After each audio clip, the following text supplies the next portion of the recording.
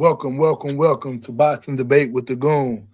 We got a special show tonight. We got Brandon Walker, Johnny Ortiz. We're getting ready to cook on this Boots Ennis and Virgil Ortiz thing. So without further ado, I'm gonna let one of y'all go ahead and start it up. And I'm gonna give y'all time to rebuttal and things of that nature, whatnot. Please don't step over each other, but y'all can go ahead and start right now. Thank you, Go ahead. moderator. You want to go first, Johnny, or should I go first? You go first, Brandon. All right, cool. All right, man. So let's get some things out of the way. All right, I'm not a hater of Boots, bro. I like Boots' style. The thing is I'm not just calling out Boots. I'm calling out all these motherfuckers, bro. Nobody wants to fight nobody, bro. Shakur, Tank, all these motherfuckers are scary as hell. You know what I mean?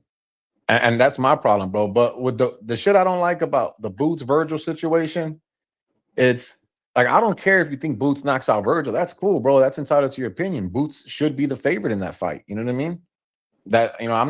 I have no beef with that. My thing is y'all trying to paint this kid to be a duck when every single time the fight's presented itself, Virgil signed and been like, let's go. And I'm gonna explain from the very get-go, from when it all started or whatever, right? And here's the thing: I'm not one of these fanboys that's gonna never admit when I'm wrong, or oh yeah, if you're bringing up a good point, I'm gonna have to acknowledge it as well. So the first thing I know people are gonna say is when Virgil said originally, I don't know if it was Virgil or Rob, whoever said it, that 4 to 5 years down the line or 4 to 5 fights, whatever, right? It comes down to it that they were going to fight on Turkey's card, right? Bivol Bitter Biv card, right? It was, I believe, what was that, February 2025, or do you know when that was, Johnny? It was February. Okay, so mind you, Turkey was the one middlemaning that shit. That was Turkey's call, right? And it wasn't on like some Rick Meridian Golden Boy just trying to fucking put some bullshit offer in Boots' face. That it was Turkey that wanted that shit. Okay. Boots and Virgil were gonna get $6 million, way more than they've ever fucking made in their lives. Okay. Now, Boots and their team, they said they weren't ready, they needed more time, 2 tune-ups, whatever it is, right? It's cool. My thing is, right, Boots is the one that declined to fight in that situation, and Madrimov stepped in to replace Boots. Virgil and all them could have had that excuse, oh, y'all fucked y'allselves, y'all had y'all's chance, we're never gonna revisit it again. But it wasn't like that, right? Now, circle back to everything that happened last year when Boots fought Lubin. I mean, when Virgil fought Lubin, right? Boots pulled up. He supposedly challenged him, and they were gonna fight. And everyone's blaming Oscar or Virgil, oh, that it was fake and this and that, and that was made up. Virgil wanted to fight so bad with Boots that he was leaving Oscar and to go with Eddie, and they were going to do that fight April 18th. To where Tom Brown, the CEO of TGB Promotions, PBC, snitched to Oscar De La Hoya, like, hey, Virgil's fighting Boots April 18th, right? And that's when De La Hoya said, oh, fuck that, and started suing everyone and all that. Is that right or wrong, Johnny? I remember them going at it and suing and Tom Brown interviewing. Okay, but so here's my thing, right? If Virgil was always a scary ass motherfucker, terrified of Boots, how you signed twice to fight him, bro? You know what I mean? It's not like Canelo. Let's be real. Like Canelo's scared of Benavidez forever, right? Canelo never signed no damn contracts to fight David Benavidez. If y'all think Boots, like I said, if y'all think Boots knocks out Virgil in 3 or 4 rounds, I got no problem with that. I got no problem. That's your opinion. But the problem I got is when you paint this guy, this good kid, to be a duck. That's just not that's disingenuous. You know what I'm saying? And with Boots, bro, 4 or 5 years ago, 6 years ago, I was always me, Jamil, his biggest cheerleader, saying, hey, bro, nobody wants to fight him. Crawford don't want to fight him. No one want to fight him. But right now, whenever there's been a big fight presented to Boots, he don't want it. I interviewed Tiafimo and his dad. I want to say this was December 2024, right around that time, right before 2025. I interviewed Tio and his dad, and Tio's like, oh yeah, we want Boots. I'm like, hold on, you want who? Because I'm like, yo, man, Boots will fuck up Tio. I'm like, yo, And fucking he does this whole interview, goes on ESPN, all that shit. That whole weekend was like, yo, Tio wants boots. And he was serious. I talked to the people from Top Rank. I was there in person. I talked to Brad Goodman. I talked to all of them. They're like, yeah, bro, Teofimo wants this fight. I'm like, he's crazy, right? Like, there's no way he beats Boots. They're like, well, yeah, he wants it. And I literally asked Teofimo like 5 to 10 times in person in his face, like, bro, you really want to fight Boots? He's like, yeah, bro, why not? Like, why not? And I call Mill, right? I call Mill, hey, bro, bro, I got a gold mine right now, bro. We could start pushing this Teofimo Boots shit, especially with all the brothers mad at Teo with all the racist comments he's saying. This is a gold mine. We could push this shit. Mill's like, all right, yeah. 2-3 days later, like, nah, bro, we can't talk about that, bro. He's gonna fight Stanionis. We're not gonna do no interviews about Teo. We're not gonna talk about it. We're not gonna address it. Like, what? Like, you know what I mean? That's my thing. So I'm like, all right, whatever, bro. I'm talking to my man Brian Norman Sr., right? When y'all were going back and forth, and I know there were some biases, on Brian's side and on y'all side. And Brian Norman told me, bro, that Haney, they offered Boots Haney, and I'm like, bro, come on. I told Brian, you're my man, bro, but that shit never happened. There's no way fucking Turkey offered Boots Haney. There's just no fucking way. He's like, yeah, he did. I'm like, look, Brian, you're my man, bro, but that did not happen. Turns out that shit was true. And I'm like, why the fuck would Boots not fight Devin Haney, bro? Boots would knock out Devin Haney. Like, you know what I'm saying? So then they reach out to me, right? Hey, can you get some sparring for Stanionis? Who y'all want to get? Ask Robert if Raul Currio's available. And then ask you're cool with the Ramos people. See if you can get Abel. I think Abel Ramos would have been perfect for sparring for preparation for the Stanionis fight. Because Abel kind of has a similar style to Stanionis, right?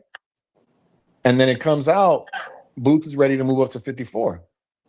And who did they say that he wanted first? Jesus Ramos. I'm like, God damn, that's a good fight at 54, bro. Jesus Ramos and Boots, I love that shit at 54. But then what do y'all do? Y'all paint a narrative that it was Jesus ducked when it turns out Abel Ramos was who got the offer. He got offered $100K to go fight in Philly. Abel Ramos never fought 154 pounds day in his life. He was a 140 that only had a few fights at 47. And that's all I was like, come on, bro. That's what we're doing. That to me was a very, very bad look, a very weak move. And so now it begs the question, right? The thing is, everyone's always saying, well, Boots is after belts. Teofimo fight Teofimo was way bigger than Stanionis, even if it wasn't for a belt. Devin, that's a huge fucking bout. And now we got this situation with Virgil where everyone's like, oh, well, Virgil don't bring nothing to the table. Bro, that's one of the biggest fights in boxing. Boots will make a career high payday fighting Virgil, bro. So my thing is this, bro. It just seems like to me, is Boots, he don't want to fucking fight no one. He's content with making $3 million a fight and just collecting belts. But it's like, bro, like, when are you gonna fight one of these fights where there's a 50-50 fight? There's a chance that you might lose. Because that Xander shit, bro, we all laughed at that shit, bro. Me, Robert Garcia, Virgil Ortiz Sr., we all knew what was gonna happen, bro. We're like, look, bro, Xander's the weakest link, man. And how he has 2 belts, I'll never fucking know. It was just Top Rank got him a vacant belt, and then he beat a guy Barroso, whatever his name was, who just happened to beat that Cuban for the belt. You know what I mean? So it was just a perfect storm for Xander to get 2 belts. So Xander was the walking lick. He was the walking lick, and Boots was the one that hit that lick. Now, what I will acknowledge is Boots is the A side now. Now that is for sure. You can't say Virgil's the A side. Boots is definitely the A side in this right now. But my thing is, it's like, bro, like, it just, I don't understand it, bro. Like, this motherfucker, bro, he don't want no hard fights, bro. Like, I don't know why. All right, Brandon, let's go back because you did like 5 different topics at one time. I'm gonna go one. All right, so let's let's unpack them one at a time. Go ahead, it's your turn. Yeah, that's what I said. All right, let's go back to the first one. Let's go back to that February. I remember that whole situation. So he just got done fighting October. He got the call. It was around Thanksgiving for February for Virgil Ortiz, 154 in Saudi. I remember he asked because he low key had Stanionis agreed upon. So he asked, can you do March, April? Turkey was on some JVM, get down or lay down. You either fight here or no date. Then Yeah, that I agree. and then Boots was like, I'm going to stay on task. I'm going to unify, so I'm going to unify. That's what made that not happen. And people seen as a duck, they wasn't even the same weight class. Virgil's at 154. Boots wanted to unify at 147. All right, what was after that? Oh, and we went into the most recent.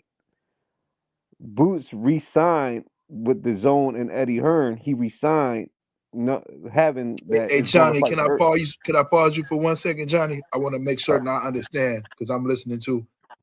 You said that the first negotiation was at 54 No, with with Virgil before and Stanionis was agreed upon. This is before he was about to fight Stanionis. okay. So Turkey called. It was a February date. It was around November where they was on a call, and then even Boots was like, "Can you do March, April?" Just seeing. Then Turkey was like basically like, "No, it's either this fight or no fight." Mm-hmm. Boots was like, "I'm going to just go. I'm going to stick on task, and I'm going to unify at 147 Right. instead of go 154." That's why Turkey was kind of in his feelings and put that, "Oh yeah, he's taking warm ups and all that." That wasn't Boots never said that at all. So it was Okay. kind of like you went against me. So I'm just irritated right now. Go ahead and take your little warm ups or whatever. Okay. Boots never said that out So of you his mouth. saying Boots never asked for the warm up fight? That's what you're saying? No, he never asked like I want warm up fights. Okay. So that was just basically Turkey and his feelings. Gotcha. So the more recent what happened was when Boots going up, he had to sign. He had to re-sign the Matchroom in the Zone contract, and part of the agreement was to fight Virgil Ortiz. That's when they had the whole thing of him going into the going to Dallas and stuff like that. Well, I was saying with Brandon, I was like kind of fuck this up is because um I don't even put it on more of Virgil Ortiz. I put it on Rick and Golden Boy, that situation.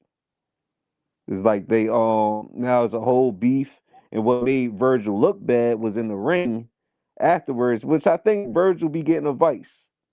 Let me go. I want to go fight Earl Spence and stuff like that. But that whole Golden Boy and Rick going at it and stuff like that. That's what kind of messed up that fight. So on Boots and it was agreed upon. Let's the Devin Haney. What people don't know is it seems like a misconfused because Boots was offered at 152. Devin Haney saying he was offered at 147. Boots said I was never offered at a straight 152. I agreed at 152. I moved up. I can't make 147 no more. Mm.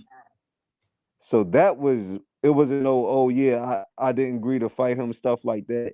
And what Boots going to Teofimo Lopez, Boots just wanted to get a title, and he knew he had one fight left at 147, so he decided to fight Stanionis for that title. He wanted to unify Okay. because he knew after this fight, after Stanionis, he knew he was going up. But why not fight Teo or Devin? Those are two fights that he should win for triple the amount of money. Because Devin agreed to say he's not going up to 152, and he wasn't, and Boots ain't going down to 147. He can't make it. What about Teofimo? Teofimo, he wasn't taking it serious. He wanted to stay in the honest fight. He just wanted to unify, go up. What about the saying that he was going be undisputed at 47? He couldn't. The timing was wrong. Barrios wasn't going to fight him. He tried Brian Norman. Brian Norman wasn't going to fight him. And one thing about Brian Norman, I gave his dad credit because I was like, he went from literally 700K all the way up to 1.5, and then a second offer up to 2.5. Yeah, he But did. didn't want to do it. So the just timing, a lot of it is timing. Some people don't got the time to get the undisputed. Boots' time at 147 was limited. So basically, you saying he basically outgrew the division. He outgrew. Boots can't make 147 no more. He was struggling. He was struggling probably for keep it real with you. He was probably struggling for like 2.5 years. Now, Johnny, as we mentioned though, April 18th, were Boots and Virgil gonna fight of this year? Yeah. From what I know on Boots' end, it was agreed upon. Then that whole thing, like I don't know what happened with Rick Meridian, and I think it's them and No, Golden Boy. Oscar sued him. Oscar sued him, so it wouldn't go through. They He did held like it an up. emergency sue, and you know what I mean? Yeah, so I don't know what happened on that end altogether, but that got in the way. But I also get on Golden Boy and they probably like, man, we ain't. That's a hard fight for no title or whatever. Even though they would have probably put some WBC silver or something like that.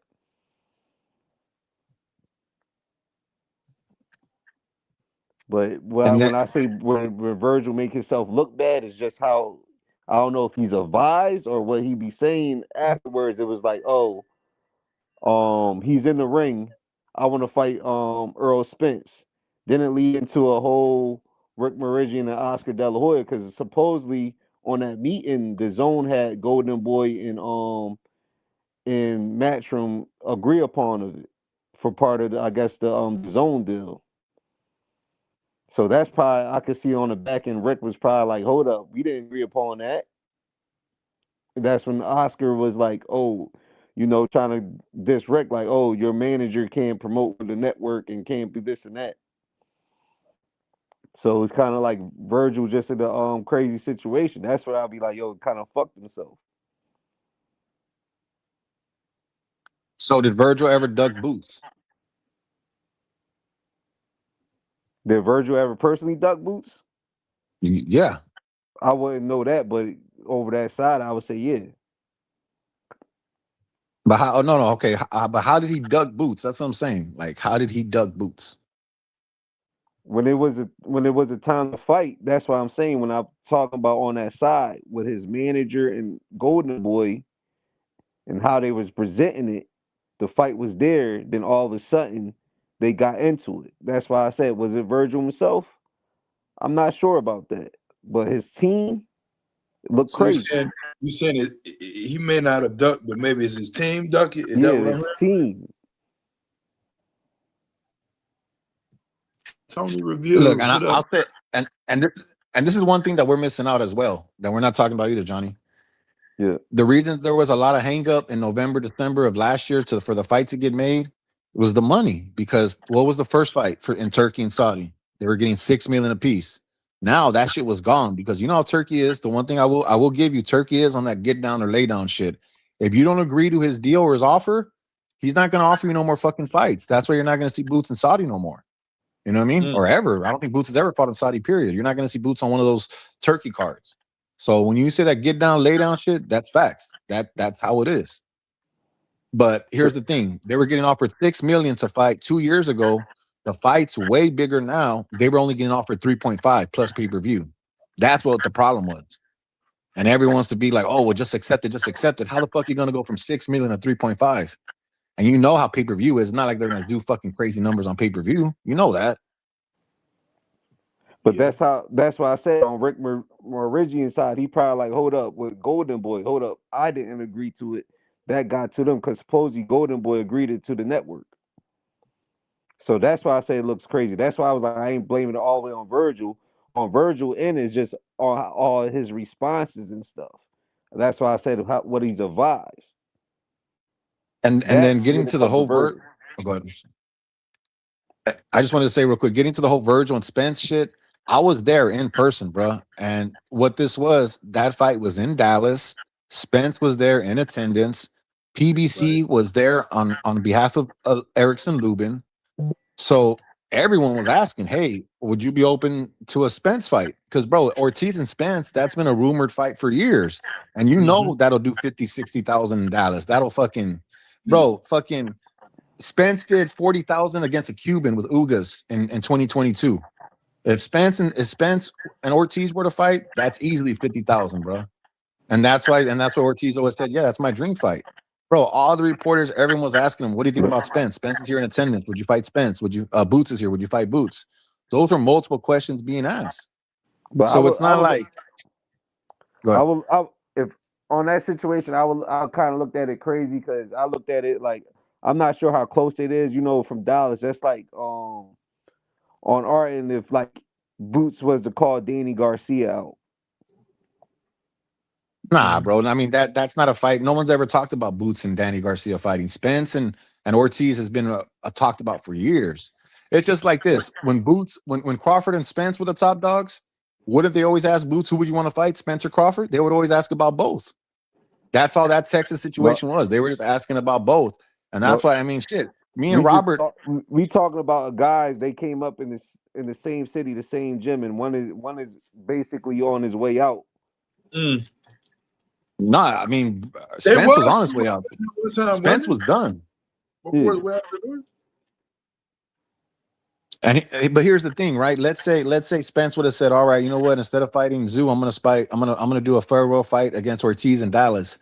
Bro, you don't think Ortiz would have took that over Boots, over anyone? Of course he would have. You have to. Yeah, it's more money against a guy that is fucking a shell of himself. That's done, like completely done. Do you think at that time it would have been more money and more hype? Yes, not hype. No, so. I mean now hype. It would have been looked upon as a cherry pick. It would have been a cherry pick for sure, but bro, it would have done big numbers. Because Spence was still on a 2.5, 3 year layoff. Now Spence was a little bit more active, been different. No, exactly. But I mean, it would have been a bad look to the fans, but in reality, it still would have sold. Like people would have still came out for that. You know what I mean? And I mean, it probably would have did good gate, but like numbers and views. Bro, look, a Mexican versus a black fighter will always sell, bro. That'll always sell. But it's like and Spence against Ortiz, bro, would have got eyeballs, bro. But I don't think people are. I'll put it this way: people aren't. They don't really look forward. They don't see hope. Now it was funny. They was talking about Spence. I think if Spence would have beat Tim Tszyu, he would have got that motion a little bit back. But people wasn't really. He came off a beatdown. Nobody would expect at the stage to be like, all right, Spence would beat Virgil Ortiz. That if Spence would have came back and won a fight, then you would have had more emotion to it. But I think coming off a 2-3 year layoff, that goes to Spence with all them guys when it comes to like Virgil Boots. Are we ever gonna get Boots against a name like a T.O.? I mean, not T.O., but like example, like let's say a T.O., even though they'll never fight because T.O.'s a lot smaller now, but like a Devin, a Ortiz, anyone, bro, because I know what y'all are saying. Oh, he's just gonna go around and collect belts, but bro, Canelo did the same shit at 68 when he was avoiding Benavidez. That's what he did. Canelo just didn't. Oh, I'm not gonna fight Benavidez. Just went and collected belts and went undisputed, and everyone lost their fucking minds. Eddie Hearn's pulling out the same blueprint, the same play. I think he got the 2 fights, and I think Fundora fight is going to be a big fight. No, Fundora's a good fight. Fundora's a good fight. But here's the thing, bro. As boxing fans, as bloodthirsty goons, we should want Ortiz and Virgil next. Because guess what? Someone's getting knocked the fuck out. If you got Boots, like I said, I got no problem with that. But as fans, we should want to see that, bro. Because why do I want to see Boots beat up some white boy that Eddie Hearn's is gonna pull up from the grave? I called that Kelly thing before that shit even happened too. I said that shit. Come on, bro. No, we are. You gotta look at it too, right? I already knew that was once Josh Kelly got the belt. You knew that was going to be. It makes sense for Eddie. It's going to be Eddie Hearn, and then they already setting up for, I'll say not top all the way, but next year, like next spring to May, for Fundora, for undisputed. For all the belts. And then that's why I said like right after Virgil. Or so Virgil fit into those plans, or if it's around, which I don't see the time frame happening that quick for Devin Haney or maybe Ryan Garcia, depending on how they win if they go up to 154. That's when I said like the ball is right now on Boots' hands. That's when I said Virgil kind of screwed himself what we call Virgil is that whole thing kind of screwed itself, but also on Virgil's end is like, damn, when you was at 147, I get both him and Stanionis with the injuries and sicknesses and all that shit. Yeah. But then they try. I don't know much about it, but they try to say that but Virgil versus Virgil and what you call negotiation. He just wanted Virgil to go to Puerto Rico. What's his name? So it's just sometimes it's bad shake, but Virgil's got to take risks. That's why I said Virgil, if he look at a top 5 to 10 opponent and keep himself in the mix, or maybe he'll probably go up to 160. I don't know what's that situation. Bro, he's done with 54. He's going to 160, bro. I was just thinking that shit myself. Like, I don't even think we're gonna be at 54, bro. Y'all don't be posting that shit, but I'm just giving y'all some. No, I was already thinking it. Some shit I know. Yeah, they're gonna try to fight Tim Tszyu in November. He's coming back in November, but Tim Tszyu is the target at 160 because it's like, bro, look, what do they do? Realistically, right? And this is just me and you, Johnny, talking, right? Realistically, when would Boots want to fight Ortiz? It would be at least a year, at least, because he's gonna fight Kelly in November. I say the closer it'll be, like, towards towards the end of next year, because you gotta think about it. You got Kelly, Fundora, then after that would be like next September or some shit. So what do you do? Stay at 54, go to 60. He's gonna go to 60, dog. Yeah, especially, I mean, if he can get a title right away, I'm trying to think of the champions. He could probably get a title right away. 54 ain't gonna be shit. So that's why I said undisputed. Then after that, I see one more fight maybe at 154 for Boots, and then I see him going right up. That's why I said that. So it's like 2 fights: Josh Kelly, Fundora. Then there's the fights that I said: Virgil, maybe Devin Haney, Ryan Garcia. If none of them happens, I see him moving up. So I literally give, like, I give Boots 3 fights at 154. The third fight got to make a big fight. It could be either after, say he gets undisputed right away. Josh Kelly, Fundora. Now he's undisputed. Oh, he gone. He gone. Then I see one more fight at 154. Who knows if it's a big fight with Ryan Devin around or Virgil, or maybe Virgil, if he can go up to 160, finally get a title. Then that could be that'll be a mega fight for Boots first going up. But I think 160 is so open right now that Virgil could probably get a title like right away. Get a shot. Bro, those guys at 160 suck. McKenna, Bentley. I'm like, come on, bro. Ain't really nothing there at 60. They trash, bro. 160's trash. Adamas is the best fighter there, but he's gonna move up. I know Boots would never fight Adamas. Y'all could say whatever y'all want. He would never fight that fucking gorilla Adamas, bro. No, he'll fight him. No, he wouldn't, bro. Why you say he wouldn't fight him, though, B? The promoters, Bozy, all of them got the advisor, Everett, all of them got the advisor, Everett, all of them got to get him to agree to that. He ain't gonna, bro. If he's been this reluctant to fight anyone that's a threat, he ain't gonna fight no low risk like Adamas. You know what I mean? Boots, trust me when I say Boots will fight anybody. What's been the problem? Him personally is not scared, bro. It's the promoters, it's the manager, it's the advisor, it's all them, bro. It's not Boots himself. It's everyone around him. When I say Bozy, they not fair. That's why I said the whole ducking and all that is out the window when it comes to them. That's why I said that they try to pick this narrative. I told you straight up, Devin Haney, he was like 152. They came to 152. They told Devin Haney 147. They told him 152. Then when they got back to Devin Haney, 152, Devin Haney was like, no, which is respectable. You never fought at 147 yet. Right. But it's just the way he went about it. Oh, who are you? No, they came to me at 152 because they knew I was going up. And I already vacated my titles. So that's why I was like, they just painting a narrative of, oh, he's ducking and dodging.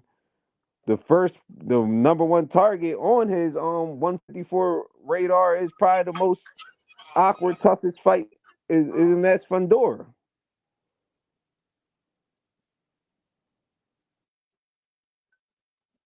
That's why I said. Here's the thing. Here's the thing, though, right? If Boots, right, like last year, everyone kept saying it from Philly. Oh, bro, Boots is mad, bro. It's not even about boxing anymore. He wants to hurt Virgil. Where did all that hostility go? It just disappeared. Well, You know what I mad that mean? he just wants to hurt Virgil. So, because of what you think because he's making them wait around type shit? He's saying that? Why are you saying that? I don't know where he got that from. No, basically, Boots showed up to Texas to Virgil's fight because he was tired of the disrespect. He was tired of being called a duck and this and that. Where did Oh all the yeah, energy Boots just did say that. Boots said that. Yeah, Yeah, Boots No, said yeah, yeah, he was because it was a narrative. Every time it got brought up to Robert Golden Boy, it's just playing a narrative. Oh yeah, he don't want to fight. Then he's like, I'm in the ring. that's true. That's So true. That did happen too. so it's the time. Let's fight. And then all that stuff went But on. It's he just didn't like, yo, acknowledge. did But you? on that, he didn't acknowledge what Brandon is trying to say a long time ago. Like he was like, "Well, let's fight now." So you acknowledging that you was the reason why that shit didn't happen. I mean, that's what I got from that. I don't know about y'all. No, what I'm saying. I'm trying to say, where's all that energy? Where did all that energy disappear to, bro? Like, why isn't Boots still on that? Nah, bro, we still want Ortiz. Fuck that. We want him. Like, it just, nah, you know what? No, He wasted our time. We're not going to talk about him no more. Like, what the fuck? you gotta think about it. He went in the ring, right? He did. Time, and then he was low key already starting camp, thinking it's an April fight. Kept on getting pushed back. Kept on getting pushed back. The whole what you call happens. He was like, you know what? And I took risks because no matter what we could say, debate and all that, Boosie should have been technically A side even for what you call, but he took risks. I'm gonna go B side. I'm gonna take take less of a cut. I'm gonna do whatever for that fight. Then it don't happen because they go to court and stuff like that. Now it's everything going on. So he was like, all right. Luckily, what's the name fight happened. And then he was just like, all right, I'm going for these titles. Then after these titles, We'll see what's if he's up. there, now it'll make sense. Now he can't. Now it's different. The ball is in my court. So that's Now, how here's he the feels. thing. Now, here's the thing. Boots is the A side right now. I'll acknowledge that. But my thing is when they want to say, oh, Virgil don't bring nothing to the table, bruh, that's his career high payday. Would you agree, Johnny, that the most money Boots can make right now is with Virgil? Probably right now they're going to either toss Virgil or Undisputed against Fundora probably Fundora. right. But Virgil's a bigger fight than Fundora. I can say this as a Mexican. Mexicans they Okay. don't fuck with Fundora like that, bro. When Okay. Fundora fought Tim Tszyu, bro, no one showed up to that bitch, bro. That shit was dead. Yeah. Mexicans are not behind Fundora. Bro, Fundora came out to some German. Do you remember that old German song, bro? Like from like 20 years ago? Du hast me or whatever. Bro, Fundora came out to that shit, bro. Pitbull had just knocked out Rolly, bro, and the Mexicans were fucking going insane. And then fucking Fundora came out to that shit and killed the whole fucking crowd, bro. Mexicans are not behind Fundora like that, bro. Virgil, Mexicans will get behind him. And of course, that fight wouldn't be here in Texas. But if they fought like in a neutral location like Vegas, even though it's mostly Hispanic fans there, bro, like Virgil and Boots would sell. It would do good. It would be both their highest paydays. They should fight in November, bro. And it's like instead, well, nah, you know what? I'm gonna go fight Josh Kelly. Like, bro, you're going for the We don't want to what see is Kelly. it? Yeah, we don't want to see that shit, bro. And fans are like, nah, it's legacy. He's going after a belt. Bro, come on, bro. You're doing what Canelo did. You're just gonna beat up all the white boys that Eddie Hearn can give you. Come on, bro. What are we talking about here? Bro, Josh Kelly got stopped by Avanesian, bro. Avanesian beat the living shit out of him, bro. But you gotta also respect that Josh Kelly beat Bachram, who they was trying to push as like the next, like as the monster. Everybody fears him and stuff like that. Oh yeah, because Bachram looked good against Tszyu. Bachram looked good against Tszyu. But here's the thing, bro. For me, when is Boots gonna step up the competition? That's my thing because I don't want to see Boots fight the Lipinets, the Stanionis no more. Yeah. Who do you want to see him fight, bro? I want to see him fight the Latinos that are actually good. I want to see him fight Fundora, Ortiz, Adames, motherfuckers that actually punch back. You know what I mean? Like, here's the thing. Like, when could you just see that? Like, all right, the Stanionis, what you call it? Like, these dudes are actually good fighters, but Boots is just so damn talented that he just beats the dog shit out of them. And then you don't give them that. Oh yeah, they don't fight. No, they're decent guys, bro, but they're nothing to Boots. You know what I'm saying? Like they're nothing to Boots, bro. They're decent fighters, but they don't. Yeah, pose a real Answer me this threat. question. Answer me this question, Johnny. Let's be honest. How many 50-50 fights has Boots had in his life in his professional career so far? Mm. Right now, to me, he had none. But most of these fights, he is not going to be 50-50 with him. He's that I good. think I think people would think Fandora will be a 50-50. Maybe not on the odds, but I think Virgil will be a 50-50 to some people. Mm. Bro, he needs I to see where fight you some going. fights that motherfuckers think he I, might have a chance of losing, bro. but I remember getting in arguments with people that thought Stanionis was going to give Boots a good fight. I was one of them. Yep, I was one of them. But as we know, Stanionis, bro, had a whole bunch of shit going on. Bro, he's retired now. You know what I mean? He had a Yep. whole lot of shit going on, bro. He had a horrible camp. You know what I But mean? but like say all right, whatever, say Fundora Virgil, my whole thing is like Boots is just is going to be like I be telling people they put him on a crazy pedestal that say all right whenever Fundora happens he gets him out or whatever stuff like that and it looks one sided. They're going to be like, oh yeah, that ain't a good fight. Even what's his name is a good fighter. I think he gives Xander gives a lot of people good fights. That's actually when I seen him in the ring, I was like, yo, he's actually a big kid. That's not a bad fighter. Just Boots was overwhelming. Xander's decent. It's the thing that Xander don't got no pop. That was the whole thing where like, yo, bro, it's you got an AK-47 going against a 22. That's why like Xander can't crack. That's why I never gave Xander no kind of chance in that fight because it's like you got to hurt Boots to get your respect, and Like Xander can't hurt Boots, and then he hurt Boots. That's why I'm like, hold on, what? What the fuck was that? then on a technical standpoint, on my eyes of just being around boxing and being around gym and working it out, I think Xander is actually more crafty than Virgil. Yeah. No, he's more technical. I would say maybe he's a better boxer and more technical. I could agree with that. But it's Virgil just Bang. it's just the same. Like that's why I'm saying it's just that people put Boots on a certain pedestal that he'll be a certain fighter. And these, I'll give him world class good champions. I think Xander's a good fighter. I think Stanionis a good fighter to a point. Do I think he kind of limited off the craft? Yeah, but he's definitely a good fighter. Um, he's just not gonna get his credit to just do it. And it's gonna be only like probably a small percentage of fighters that they're going to probably give him credit for. I think, to be honest, not no disrespect to Virgil, but I think even if he wipes out Virgil, people are going to find ways like, oh yeah, Virgil, he was flat-footed, he stood there, this and that. That's just the type. Same thing it happened with Floyd Mayweather, even Crawford to a certain degree. I'll give you that. I'll give you that. People are gonna criticize him. Bro, if he beats Fandora, bro, ain't no one gonna criticize him, bro. They're gonna give him his props if he beats Fandora, bro. You're gonna be surprised how people are gonna find a Bro, way to bro, they might if keep he been becomes dropped. undisputed, if he becomes undisputed and beats Fandora, they're gonna want to crown him number one pound for pound. Mark my words, bro.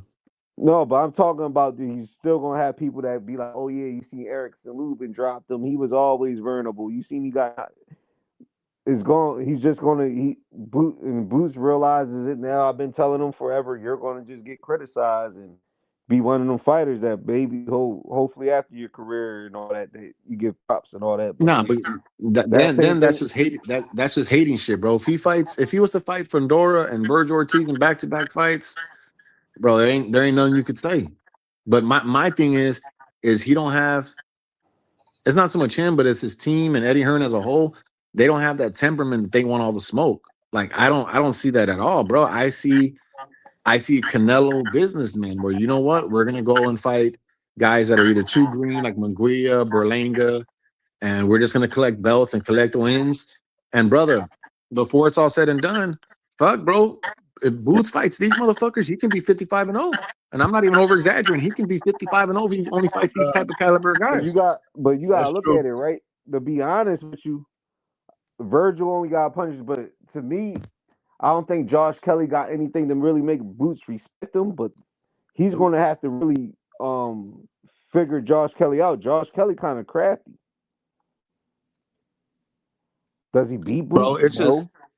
the UK fighters though don't have the quality, or not the quality. They don't have they don't have the class of a Mexican fighter, bro. They just don't. The UK fighters are always food, bro. They're food. They're a fucking snack. And it's just like, and I not only can't that, bro. That I cut, can't that Kelly always has on his nose. disrespect Come him on, like bro. that. Bro, they are. They always get beat. They do. The only UK fighter that was good was Joe Calzaghe. Besides him, bro. I'm about to say because Josh Kelly, who knows? He's up right now. He's going on an RA 154 run at 147. He's an Olympian. People get caught and people have their runs right now. That's why I was like, you can't get mad at that fight because we already know the Fundoras already get agreed upon, and he just going after the title. And then after that, the Fundora fight. So that's why I was like, that's the same thing when Tank fought Hector Garcia, knowing that Ryan Garcia is next.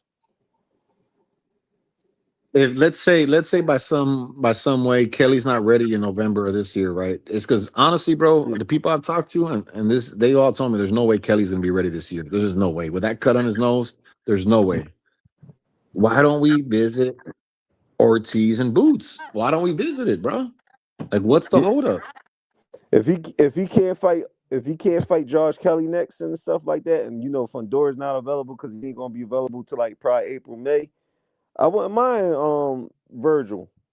But from what I'm hearing, Josh Kelly is basically done for November, December. That they already Oh gonna yeah, look bro. at it. Josh Kelly wants that payday. They're gonna give him $2 or $3 million. So he's like, yeah, give it to me. I need it. But here's my thing, bro. For the sport, right? All these motherfuckers are businesses, man. They want to claim that they want all the smoke. They're this and they're that, bro. I swear to God, I thought Boots was different, and he ain't no fucking different, bro. He may even be worse. I think Shakur is gonna retire undefeated, but I can't stand the motherfucker no more, bro. I You think know what I mean? what Boo's situation is like, we got into that. I got the titles. I want the undisputed.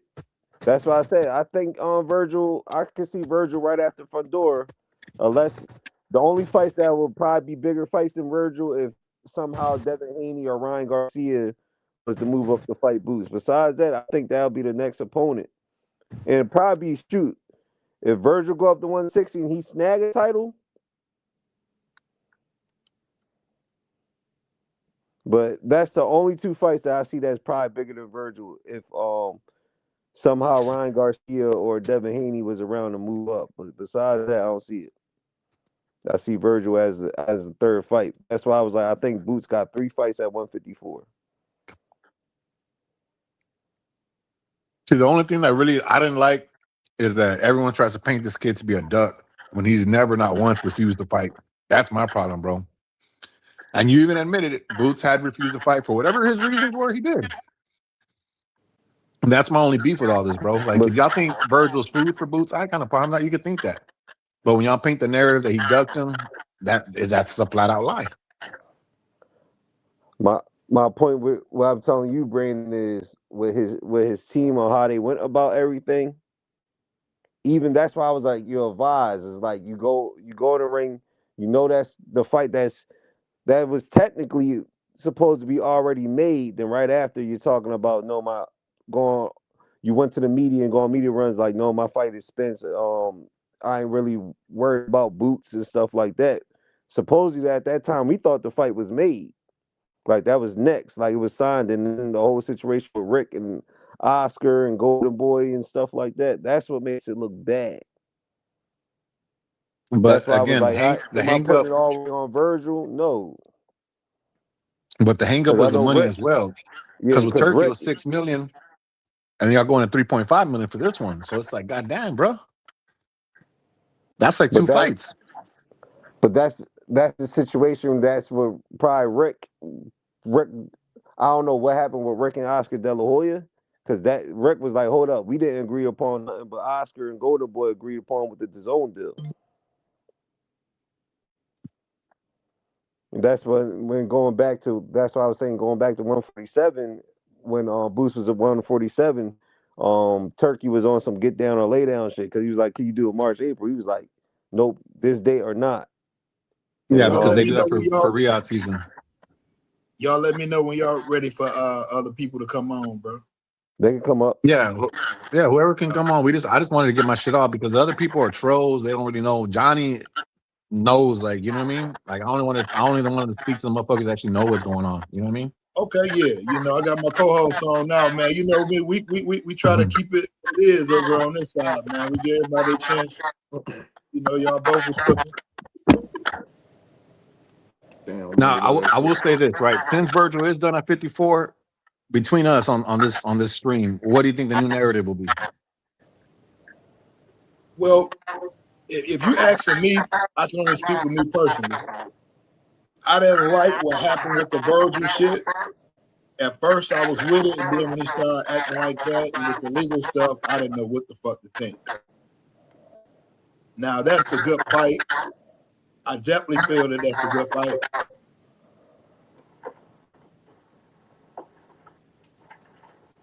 I would like to see it. With those shots that Xander he get in with, would it be different? I don't know, but I like to see it. Oh damn! I didn't even know I was in here yet. Mm-hmm. But did he say Virgil done at 154? Yeah. You gotta expect it though. That's That's official. I mean, Maurice, you know who I talk to? I mean, Johnny knows who I talk to. So if it's coming from me, you know what I mean? Yeah. It's coming directly from those people. You know what I mean? Right. I hate we ain't get that one then. So that fight, basically what happened at 60 to happen. I mean, I guess they froze Virgil out at 54, huh? He like the hell with it, huh? I mean, they did. Bro, he's growing boy, That's bro. what it sounds like. I mean, he asked for everybody. And not just that, Johnny, the whole shit that y'all are gonna get front door, bro. Louis been freezing y'all the fuck out. You know that. You know what I mean? No, but from what I heard, the situation was done upon the DAZN deal, kind of like how Xander. But PBC was already going to DAZN, bro. That shit was in the works for a hot minute already. So then, what do Virgil do at 60? What he going for? Adonis? Nah, Tim Zoo. Oh, okay. And Tim Zoo, bro, he just, man, I swear, I thought he wasn't going to Tim do Zoo shit. is cool, but he's coming off a good win. Yeah, I'm glad you said it like that. I ain't want to say it like that. You said it though. The fighter to me, that's there to that is Lara. Lara's 45 years old. Yeah, bro, like shit. But he's low key. Ain't he still there with a title? Yeah, but he's still old as hell, man. but the other guys are weak. McKenna and Bentley, come on, dog. Those are like weak. McKenna's those are walking licks right there. Wow, I didn't know that Virgil was that changed my whole conversation. I thought we was talking about Virgil and Boots, but that shit ain't really even worth talking about, huh? Well, I mean, he ain't gonna get the fight. If Boots and them would say, "Yo, we'll fight him this year," then shit, they'll fight at 54. But right now, Boots and them they're trying to fight Kelly, so it's business. Yeah, I'm with you on the one thing. I looked at that gash on Josh Kelly's nose. There's no way he fighting this year. I don't understand. There's no way. And then if he does, in that spot. I watched that fight, bro. I seen it when it happened. I seen the whole situation. I'm like, that's plastic surgery material. Look, bro, Robert Garcia told me like this. He said, I've been around in boxing 30 years. He said, there's no way Josh Kelly will be ready in November. And if he does fight, he'll fucking bust open in the first round. His whole face will bust the fuck open, bro. Yeah, that looked like the type of shit that he was gonna have to get plastic surgery for. Shit, seriously. No, he did. He did have to get surgery, bro. That was like an inch full gash. That shit looked horrible. That shit was nasty. Yeah, because I heard it's already basically they're about to agree upon late November, December. I mean, he was gonna get pummeled either way. But yeah, that's why I look at it. He's gonna get pulled. I mean, just don't get it over with. But I mean, it is. He could get a completely new nose. You gonna need one. You get in that ring. And he's Bro, still gonna get flatlined. I just Bingo. want to see Virgil and Boots fight because someone's going to sleep, bro. That's it. That's why I want to see it, bro. We should all Somebody have that definitely mindset, going bro. to sleep. Virgil is not defensive minded at all, bro. So shit, that shit could get crazy. Hey, neither is Boots. Neither is Boots. That's what make Boots. That's what make Boots so good. That's why he gonna be on the top of boxing because he vulnerable. Look, I'll tell you like this, right? This is my best honest assessment about Boots. And I don't know if Johnny's probably not gonna agree with me, but this is gonna be some facts. And remember I'm saying this shit. Boots, he's probably the best. For me, he's the most exciting fighter in all of boxing. The most exciting. No doubt. He fights too much like a Latino fighter. His temperament is kill, kill, kill, attack, attack, attack. He cannot, and I don't give a fuck what you say, Johnny. I know this from motherfuckers that have been in y'all's gym. Bozy cannot get him to box. He cannot get him to box. He cannot get him to ease up on sparring partners. Boots is just a fucking pit bull, bro. And I think that is gonna put it like this: like when Mayweather fought Mosley and Mayweather got hurt in that second round, he knew how to tie up, survive, and then box. Boots cannot do that, bro. Boots is gonna fight his way out of everything. Even when Xander had him temporarily hurt, Boots fought his way out. Like, but what's wrong with that? What's wrong with that? When every time a black fighter used the athleticism and the rhythm and shit, then you get mad. Oh, he move around too much. So it is what it is. Finally, here go one that ain't moving. So now beat him up. Let me. If it's gonna be that simple, then let's see y'all do it because it don't be happening. But here's the thing. I agree with you like that. I agree with you because it's like this. I think Shakur's gonna retire undefeated, but Boots is 800 times more entertaining than Shakur. Like, you can't compare Shakur to Boots. Like, that shit is night and day. You know what I mean? Yeah, I don't compare Shakur to Boots, but I'm not taking nothing away from Shakur. Are we talking skill set, or are we talking skill set, or just excitement in the ring? No, excitement. Okay. Yeah, it's not even close in excitement, but I don't think he's a better fighter because he's more exciting. Skill set wise. I mean, I don't think Shakur gonna retire undefeated because he won't fight nobody. I think he's going to retire undefeated because he's nice. Well, no, it's just that he don't give you an opportunity to hit him. We need fighters on that resume, though, bro, to go with that niceness. Now we got to keep it a band-aid. I mean, he don't have the worst resume in the world. If you look at it, what fighter got really this hell of a resume? Everybody keeps saying, "Oh, look at his resume. Look at his resume." I hear people complain about Devin's resume. I don't have no complaints about that. Yeah, I don't know why they would do that. That because they're always gonna find something with all of them. They complain about Virgil's resume for where he at in his career. I don't have no complaints with it. No, but like Virgil every one of these fighters, just because we haven't heard of them or a lot of stuff, like that don't mean them people can't fight, bro. They coming from these are the best fighters in the world, and they're just beating them and making it look easy. But it's not easy, bro. It's not really that easy. No, but a lot of them, they are set up fights as well. Like Kelly would be an obviously set up fight for Boots. Man, I think Kelly gonna manslaughter. I mean, Boots gonna manslaughter Josh Kelly. Facts. No, that's what I'm saying. It's a setup fight. Why do we gotta waste our time though? All right, y'all. Because he got that belt. He got to come up off that belt and move out the way. I could dig it. I really can. Just hand the belt over, bro. Just hand the belt over. We be letting these dudes milk too many of these setups, bro. Other than getting to the meat and the potatoes that we need.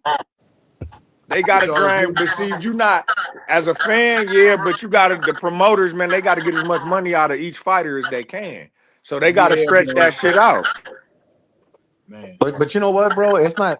We always complain the promoters, the managers, but it's the fighters too, bro. Keyshawn with the whole shit he just did. Man, Keyshawn. Okay, that's a rare instance. And at the end of the day, the fighters don't make fights, bro. That be them suits, and they can't do nothing about it.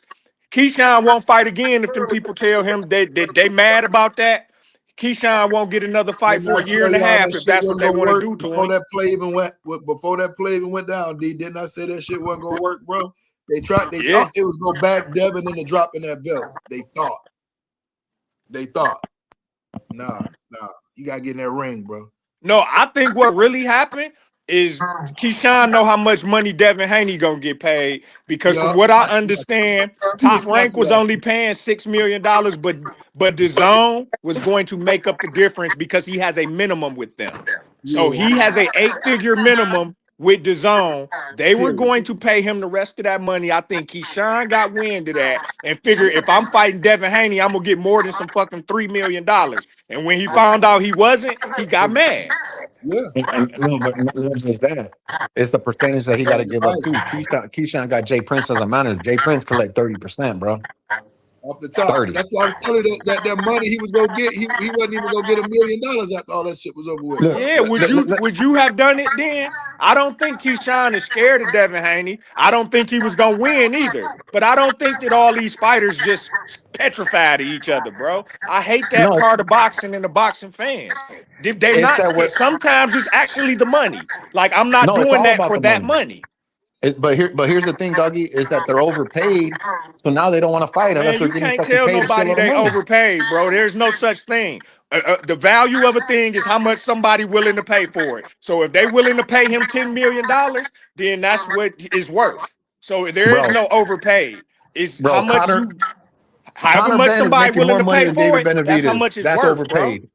Connor Bate is gonna get 15 million to fight Ryan Garcia. That's overpaid, bro. So It's you how overpaid. that's overpaid? How much you know how much they gonna make? I'm Hold sure on, y'all, one they second. budgeted out how much they were going to make, Hey, hold and on the 1 second, profit that D. they're going to turn. They Hey, were D. willing to give him $15 million. Hey, D, give me 1 second. Yeah. Mhm. Hey, I got Tony Reviews on here, y'all. He owed me a bet. If he don't got this bet on when he turn his mic on, bro, Tony, don't do me like that, man. Pay your bet, bro. Well, considering I'm in the car and I was at the gym, I don't have Mhm. nothing on me.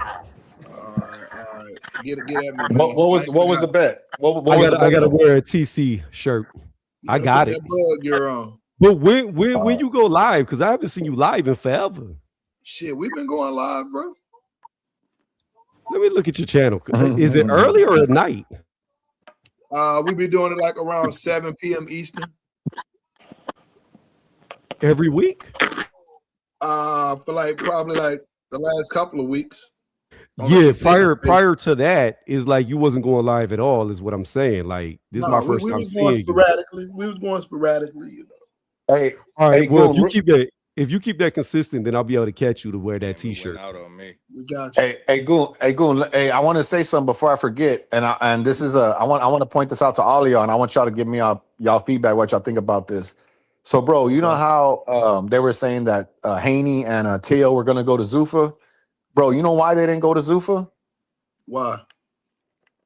I didn't even know this, bro. So Haney didn't want to do it because when you go to Zuffa, you got to sign over your likeness.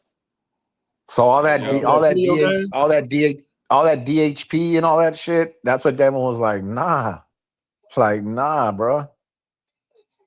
Like that shit blew my mind. You got to sign away your likeness, bro. It's like, god damn, you go to Zuffa, you're like selling your fucking soul. You know what I mean? Literally. Damn, So that I ain't know that. So that's why you see these guys that are right now, they technically are overpaying, but that shit's gonna dry up real quick, bro. You're seeing Turkey getting away from boxing little by little. So that's why, like, put it like this: like Conor Ben is making more money than David Benavidez. That's fucking insane. Damn. That's insane. Put it like this: Bam Rodriguez makes twice as much money as Boots does. Shit. Why? Because Zuffa offered him a bag, and then Eddie had to match. So that's why for me, bro, it's like for Boots to become this star or whatever, to be whatever, he gotta fight the Ortiz. He gotta fight these fights where it's like, yo, bro, because the Josh Kellys, the David Avenesians, the Lipinets, like, bro, we done with all them, bro. We done with all them, bro. I want to see, and for me, I don't see a Shakur. Shakur's too small, but I don't see like a Shakur, or Ryan, or Devin fighting Boots. You know what I mean? I don't see them. Yeah, So that's why it's like, bro, I don't like those fights. No way. I mean, that's why for me, it's like, bro, like, give me Virgil and Boots. Like, I need to see that. I need that. Fundora and Boots, I'm happy with that too. I'm happy as fuck with Fundora Boots as well. But I see a lot of hang up in that fight, bro. Because Boots didn't re-sign with PBC and because Boots didn't go with Louis DeCubas when Louis already had Cool Boy and all them other motherfuckers, they froze Boots out. And Boots was able to get them belts from fucking Xander. Why? Because Xander's a top ranked guy. You know what I mean? I don't think Louis Bob them, wanted to do that anyway, though, did he? nah, they basically the reason that Top Rank made that fight, they were hoping they knew Xander was gonna lose, but they were just like, you know what, like, hey, we're just gonna roll the dice on this one. You know what I mean? Say we might get lucky. And it was Xander really pushing for the fight. Xander was like, nah, I'm gonna do it. Xander literally thinks he's the next Trinidad and shit. You know what I mean? I mean, I don't think it was guaranteed that Boots was gonna win that fight because I mean, we could say the eye test, but up until that point, Boots really hadn't been tested against no like top tier fighter. Yeah, but I mean, you could say Xander is truthfully the best fighter he's fought. Yeah, I can't say that. Yeah, I would agree. So that would be my only argument with that. I don't know that Top Rank actually thought he was gonna lose, being that Xander had just unified. He was looking good at 154. I think they might have thought that he could win, but Boots proved that he is what people said he was on the eye test. The only thing that they're looking at Boots different is because he got hurt. So like Robert Garcia and Virgil, they're like, oh, bro. They're kind of like, yo, bro, we didn't know he was chinny like that. They're like, we didn't know he was like that. And that's why they're pushing so hard for that fight now, because they're like, yo, bro, like if this dude can't take, even though he won, if he can't take Xander's punches, there's no way he's going to be able to stand up with Virgil. I mean, you could say that.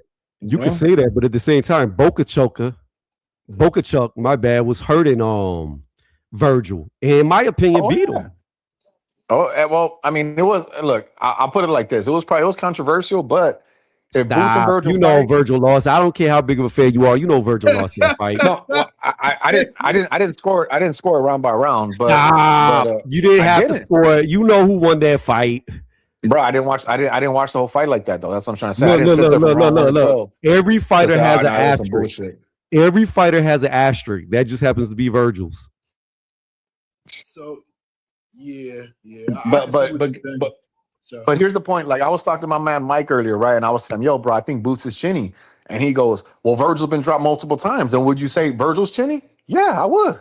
That's why I want to see these motherfuckers fight. You got two guys that are vulnerable, that have shown vulnerability to getting hit, and they're both knockout artists. That's why I want to see them fight. We should all have that same energy instead of being like, oh, fuck Virgil, it's undisputed, it's strap season and all this bullshit. Nah, bro, we should want that fight.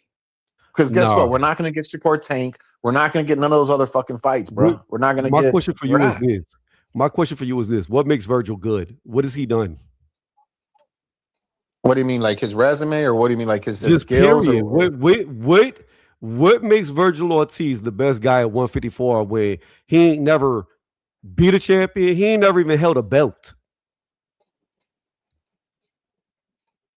It's either him and Fandor Fandor and Boots are the best guys at 54 by far. Well, I mean, you say that, but my question is, what makes Virgil even in the conversation? What has he done? That's legit my only question. He beat Madrimov. He beat Madrimov. Yeah, and then he got whooped on by Boca Chuck. But he won. Nah, you can't say that, bro. That fight was close either way. It wasn't that close. You're telling me Boca Chuck just dominated Virgil and Virgil didn't do shit that whole fight? No, I mean, Virgil won. Look, just because you do shit and just because you're competitive doesn't mean you don't get whooped on. Like, we have literally seen boxing matches where one fighter may win all 10 rounds, but all 10 rounds were like razor thin and it was a war through the whole fight. Like, what I'm saying is he was getting whooped on and hurt multiple times against them. And that's not even like, he's not. Now you could say styles make fights, or you could say maybe he had a bad night, and that could be true. But at the same time, you got a dude who, going into what was supposed to be his biggest fights, he either had rhabdo or he came up with some reason why he couldn't make it to the fight. This dude has missed so many opportunities. It's crazy. And I just have to ask the question, why does he keep deserving to get opportunities off of doing nothing? Oh, wow.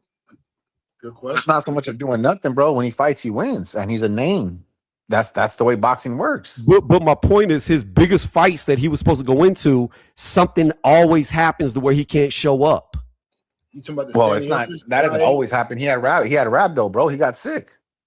Well, yeah, Rabdo twice, supposedly. Then with Golden Boy, they had some type of financial issues in the background why he couldn't even show up to a fight, and that's happened twice now. So again, I can think of 4 different times that he had big fights lined up and he just didn't show up. Now that I don't know what you're talking about there. That he didn't show up to what? What do you mean? So the first time he got Rabdo, he was in position to be Terrence Crawford's mandatory. That went away because he had Rabdo. I don't know if he actually had or did not. Rabdo is very rare. It's very rare. It's a very rare thing. And I'm not going to get into what causes it most, but regardless. Then the second time, he was supposed to fight Stanionis.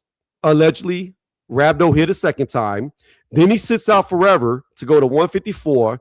He was supposed to fight somebody. I can't remember who he was supposed to fight. Then something happened in the background with him and Golden Boy.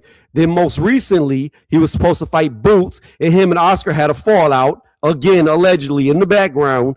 So like I said, there's 4 different times that he had moments where he could have had big career-defining fights, and he never made it. So my only thing is this. Virgil, he's where Boots used to be. He's an eye test. We don't know how good or how bad he actually is because he ain't been in no fights like that.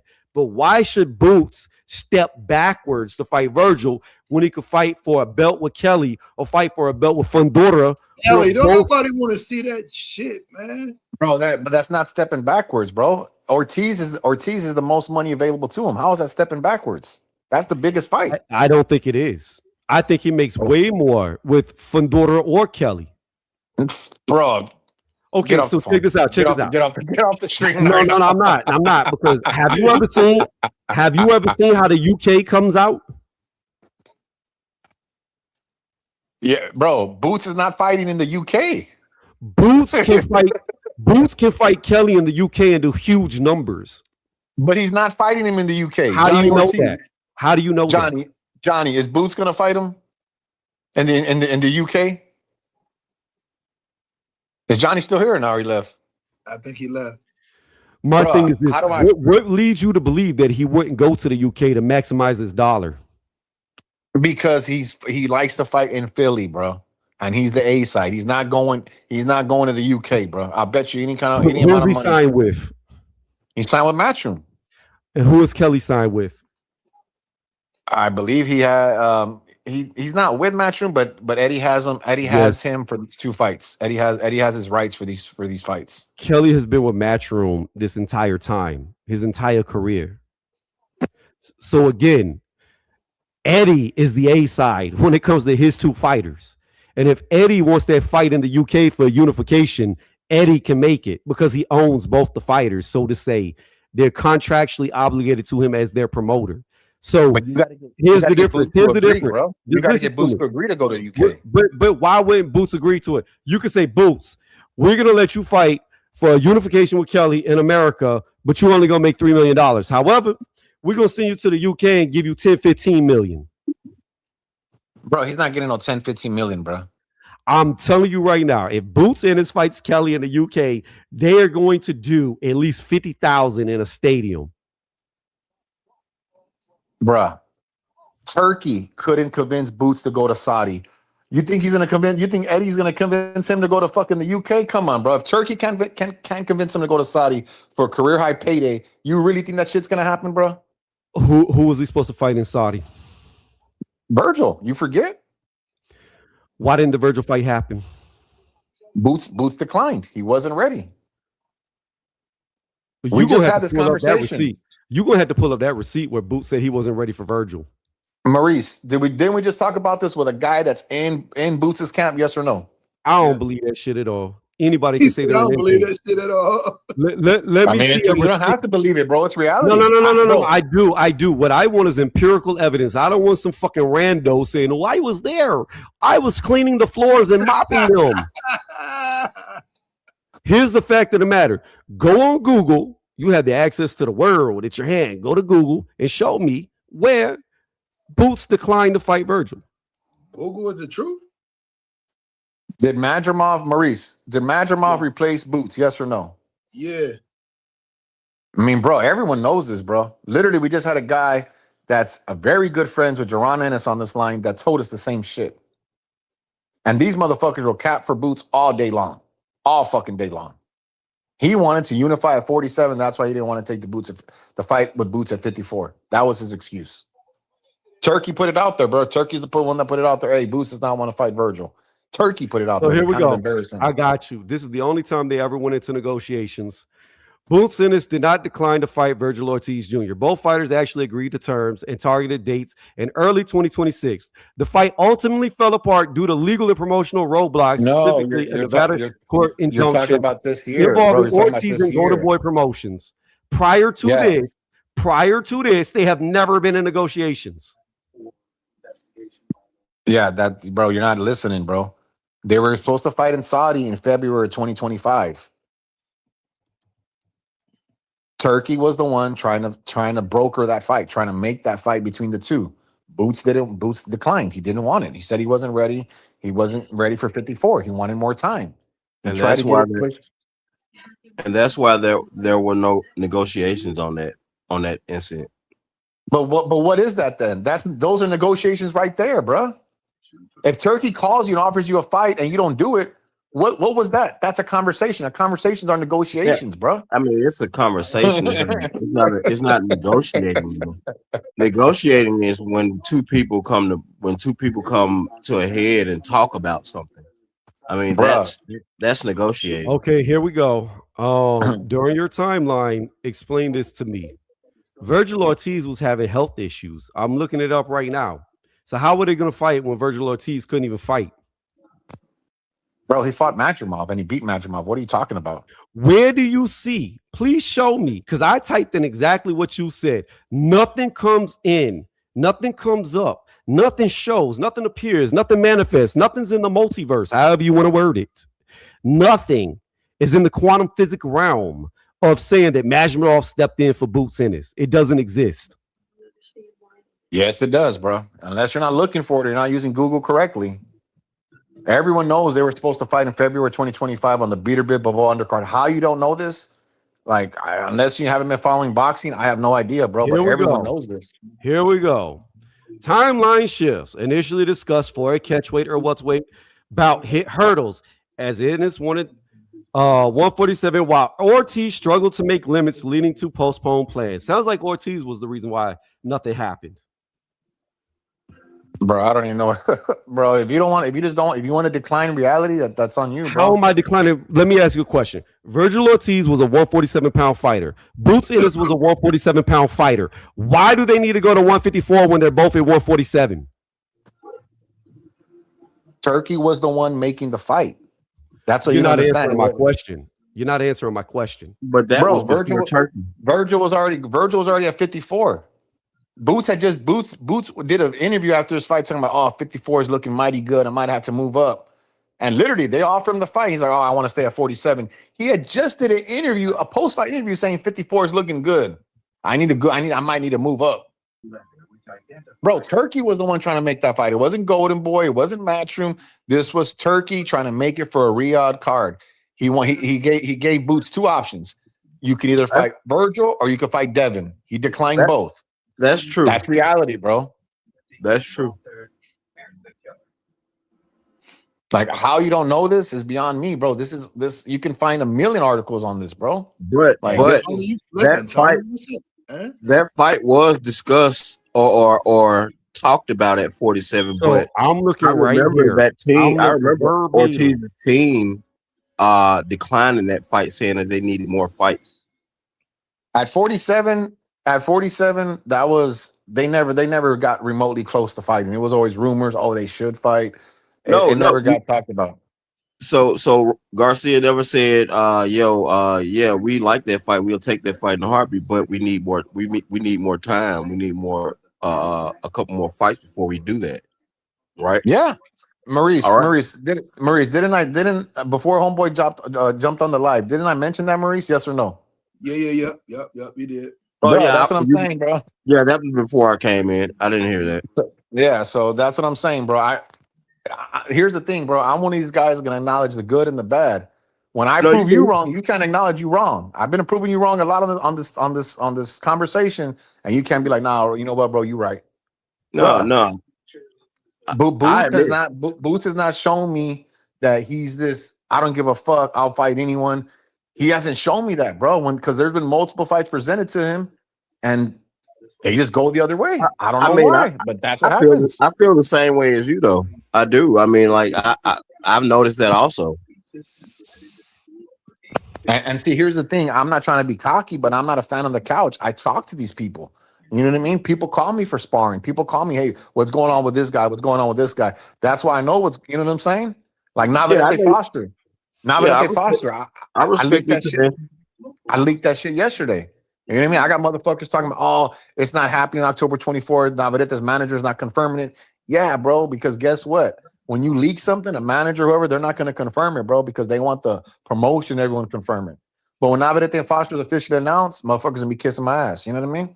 Same shit, bro. Maurice can tell you, bro. I leak shit to him all the fucking time. He be on that shit. Because this is the thing, bro, and I'm not trying to be cocky. I can call Robert Garcia right now. I can call Oscar De La Hoya right now. I can call David Benavidez right now. I can call Bill Haney right now. I can call Bozy Ennis right now. I can call Louis DeCubis right now. I can call any of the motherfuckers right now. Call him right now. Call him right now. He said call him right now. Go ahead. Tony ain't shit. Because I'm reading right now. Everything that you're saying, I'm reading. The only thing that is mentioned, and this is mentioned in passing, this isn't even like Turkey just said he wanted to do it. There's no confirmed that Turkey sent any type of contract, nothing. It just says this was mentioned by Turkey that he wanted to see Boots fight Virgil. However, Boots wanted to unify against Stanionis. That's the only thing even mentioned. There's no mention of fights being talked about being signed. There's no mentions of how much each fighter's going to make. Bro, there's no details. Bro, Turkey threw him under the bus, bro. Turkey threw Boots under the bus. He basically said, oh, we could have had this fight, but Boots didn't want it in so many words. Turkey threw him under the bus.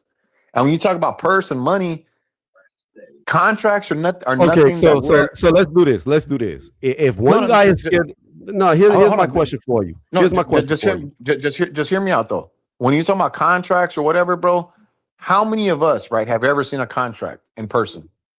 Business contracts? I've seen all the time. No. I'm talking about a boxing contract. I've seen Boots versus boxing. Virgil. No. Just hear me out. Let's say Canelo fought. How am I supposed to hear you out if you ask the question? Can I answer the question, or you just want me to hear you out? You're not letting me finish my question. What I'm trying to say is like a Canelo Triple G. They don't post the contract and post the fucking bottom line of how much they made from the contract. You know what I'm saying? Like they don't. That shit is not public, bro. You know what I mean?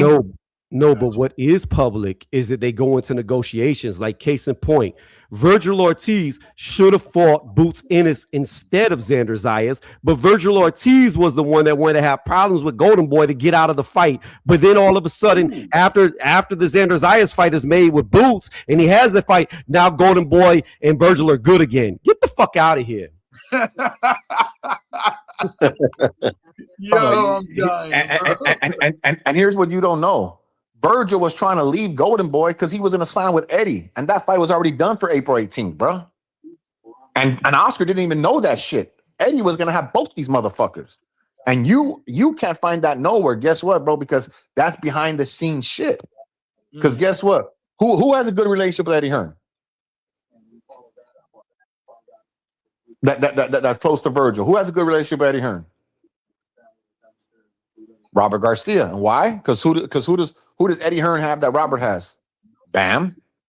Yeah, Bam Rodriguez. You know what I'm saying? Bam Rodriguez gets paid double what Boots makes, bro. Double. And that's not and you ain't gonna be able to look that up online, none of that shit. But if you ever meet Eddie Hearn in person, ask him. Ask him. That's what I'm saying, bro. Not everything's gonna be online. Not everything's gonna be on Google, brother.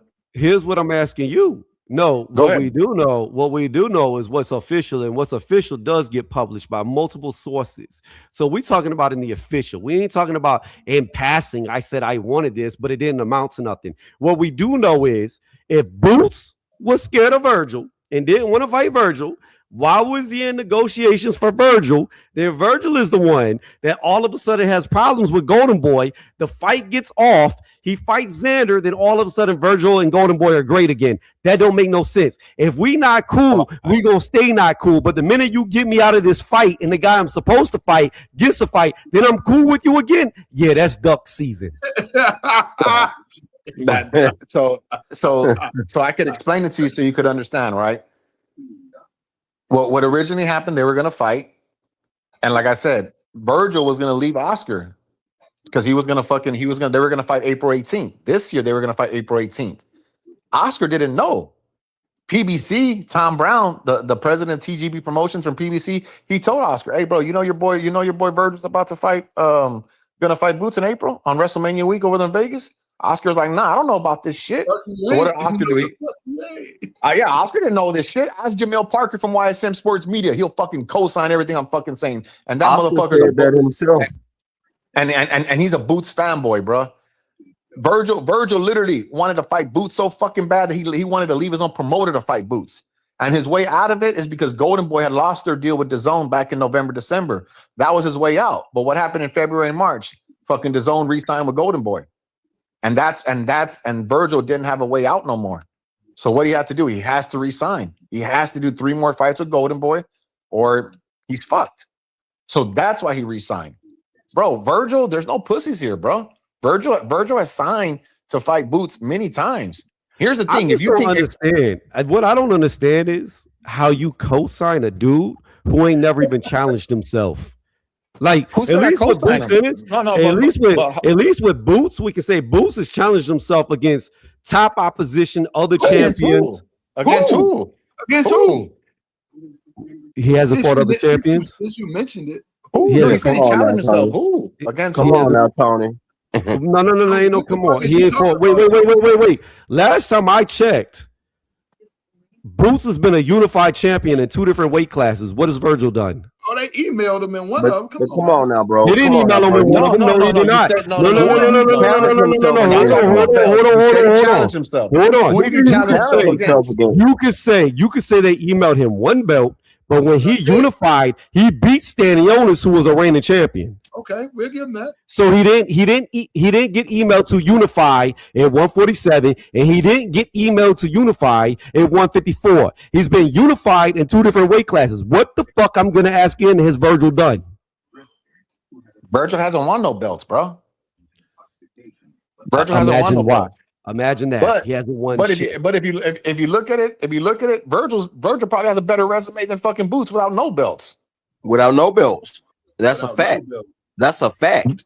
Bro, Virgil beat Madrimov and he beat Mean Machine. You name me 2 fighters that Boots beat that's better than them 2 guys.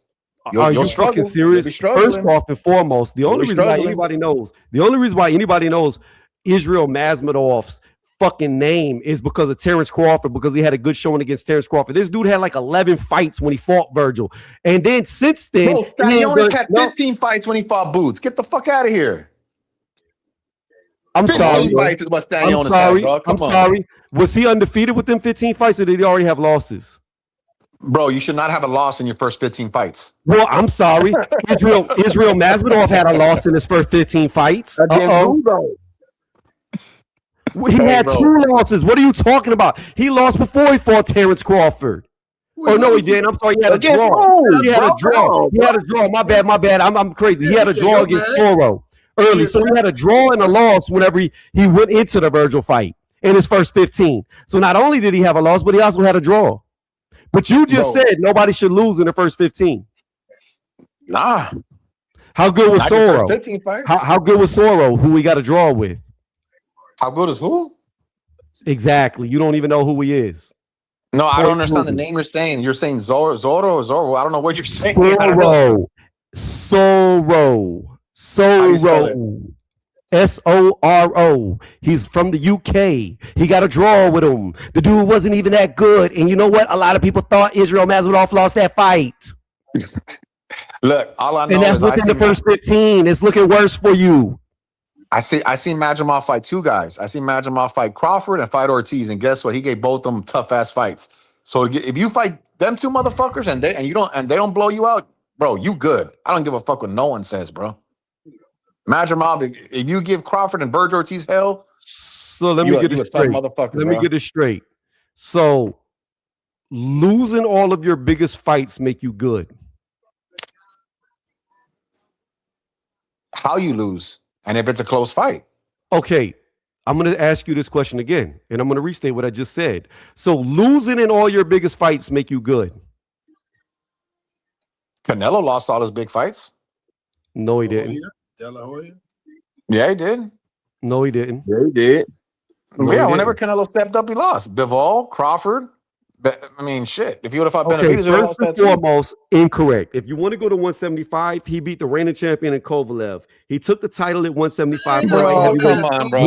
Way before. Stop it. Way before he fought Bevel. Way before he fought Bevel, he had already had a title at light heavyweight. The Kovalev fight was a big fight. Why?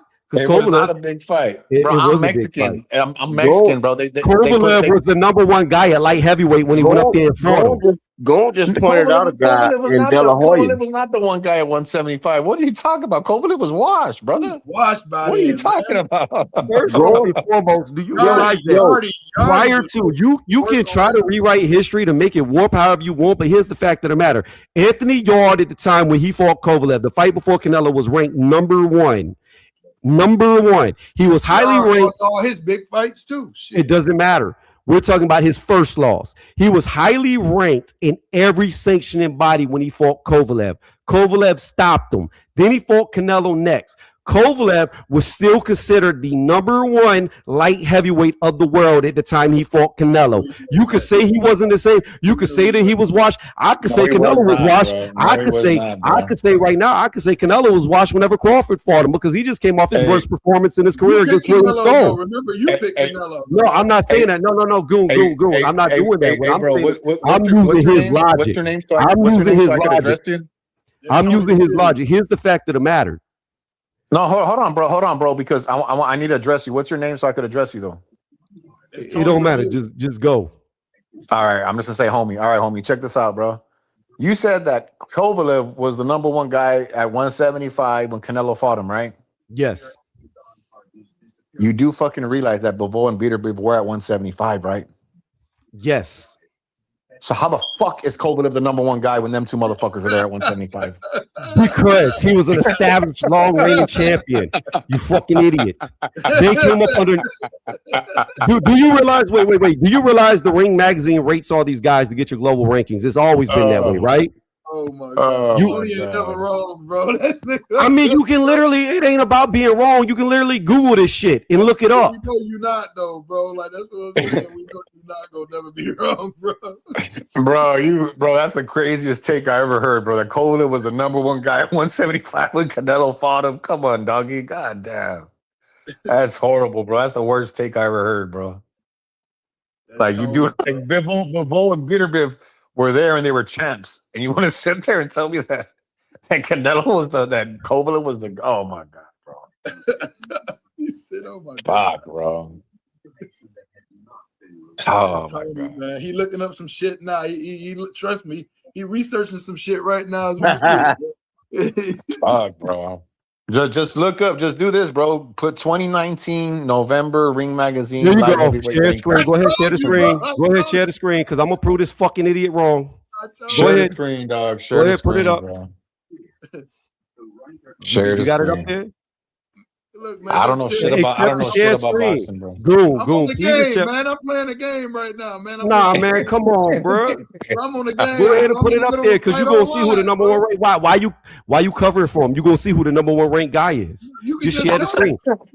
I already knew it before I said it.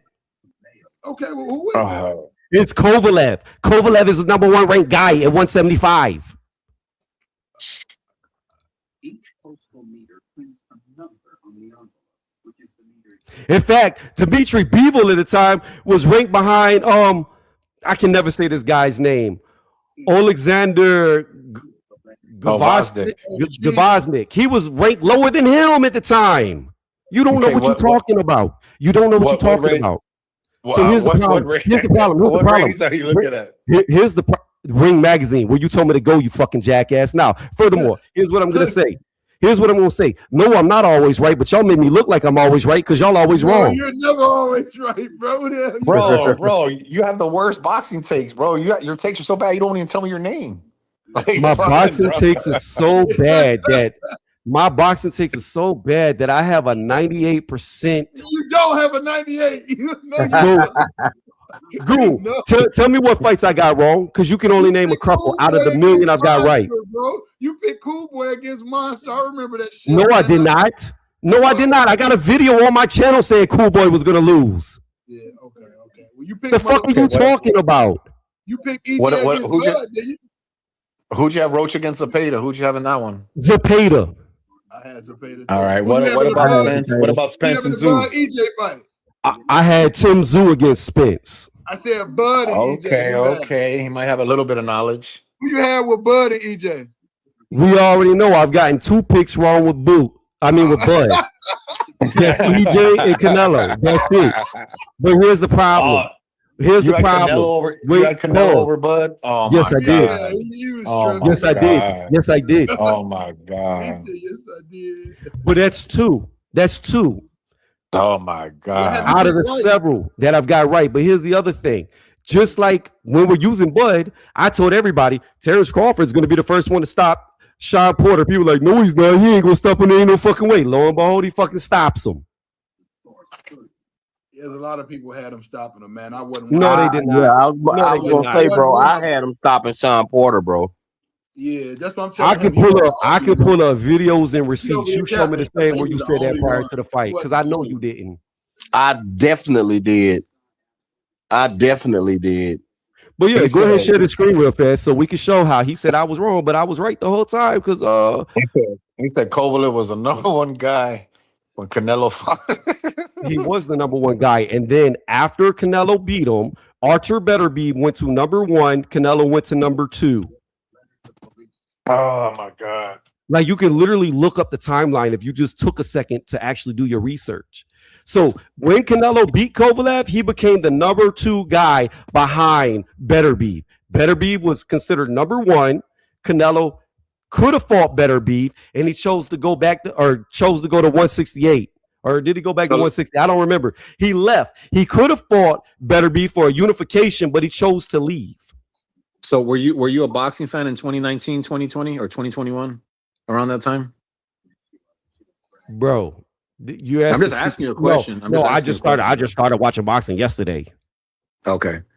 Hey, Maurice, I don't know whoever else says, can talk or whatever, but yeah. I don't know if y'all ever remember 2021, anyone around that time. Do y'all ever remember anyone thinking that Kovalev was better than Beterbiev or Bivol, bro? I never remember anyone saying that or thinking that at all. No, nah, hell no, fuck no. Everyone was actually bitching, talking about, oh, you know why he didn't go fight Beterbiev? Ain't no one want nothing of that Russian hitman. But he went and fought the guy Kovalev, who just got stopped 2 out of his last 3 fights or 4 fights. That's come on, bro. There's no way he was ranked number 1, bro. There's just no way. Even in Ring Magazine, he only got stopped by one guy, and that was Alida Alvarez, who he came back to knock out. Andre Ward stopped him. What the fuck are you talking about, dumbass?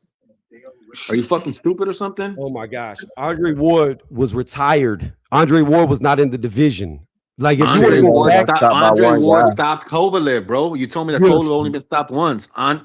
What are you talking about? No. We were talking about at that specific time frame when Canelo fought him. The Andre Ward fight, the first one in the rematch, that's going even further back. Now, if you want to go through his whole career, we could do that. But we're talking about in recent history whenever Canelo fought him. He had already had fights.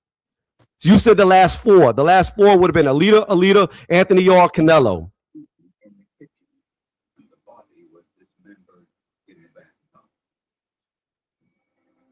That would have been his 4. But I digress.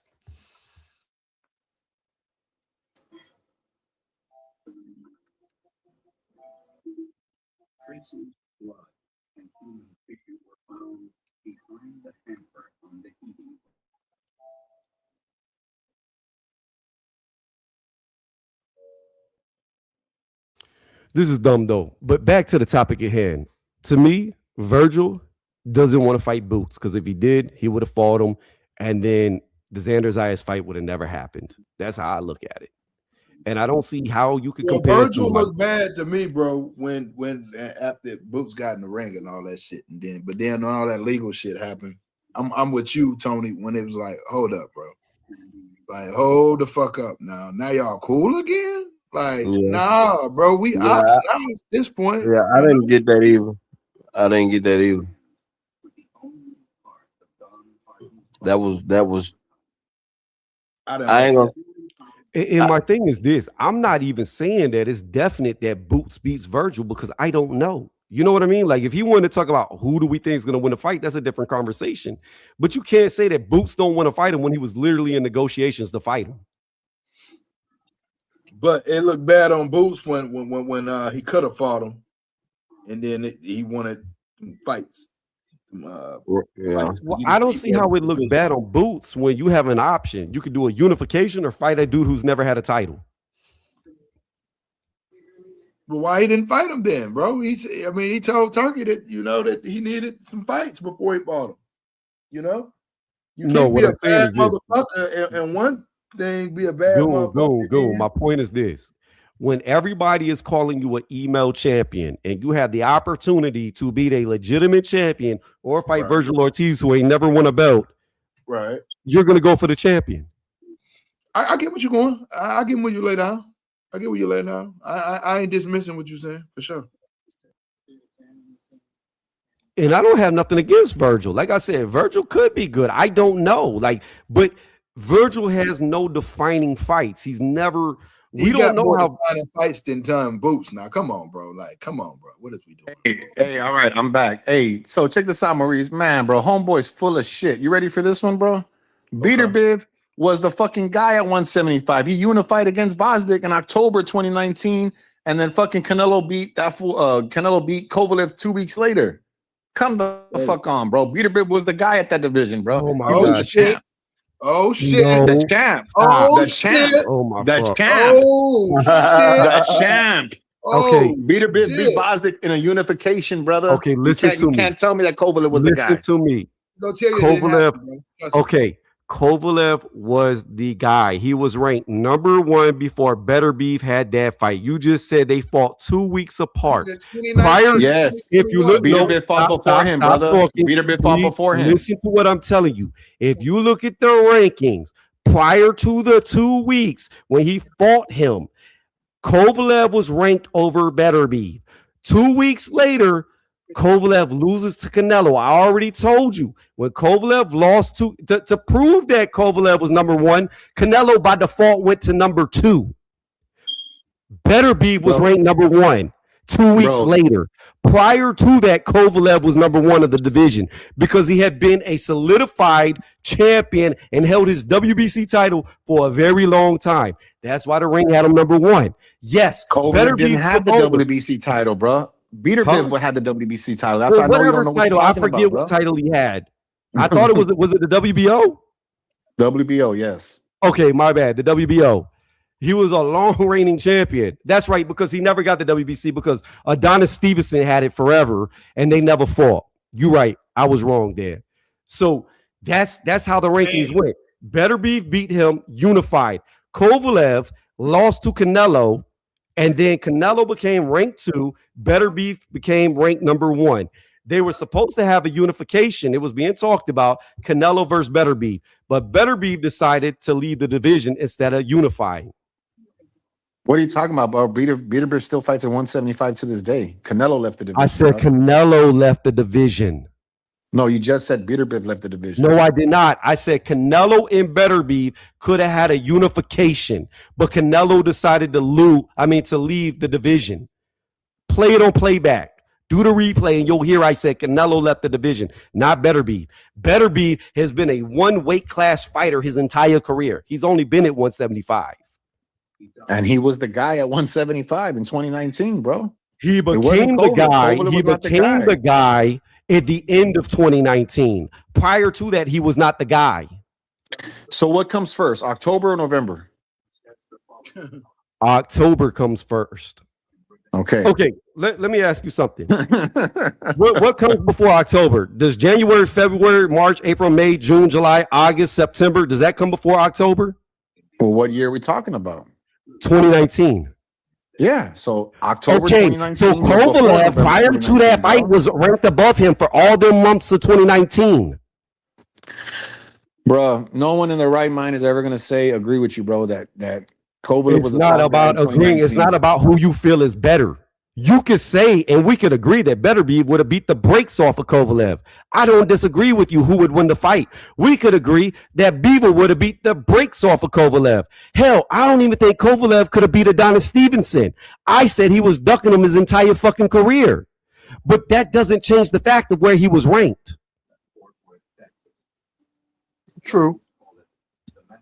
So you're making different arguments. It's not about who we believe was better. It's who factually was ranked higher. Yes, by the end of 2019, which I said at the beginning of this, so I don't know why we're still doing this circular argument. By the end of 2019, Beterbiev was ranked number 1. Canelo was ranked number 2.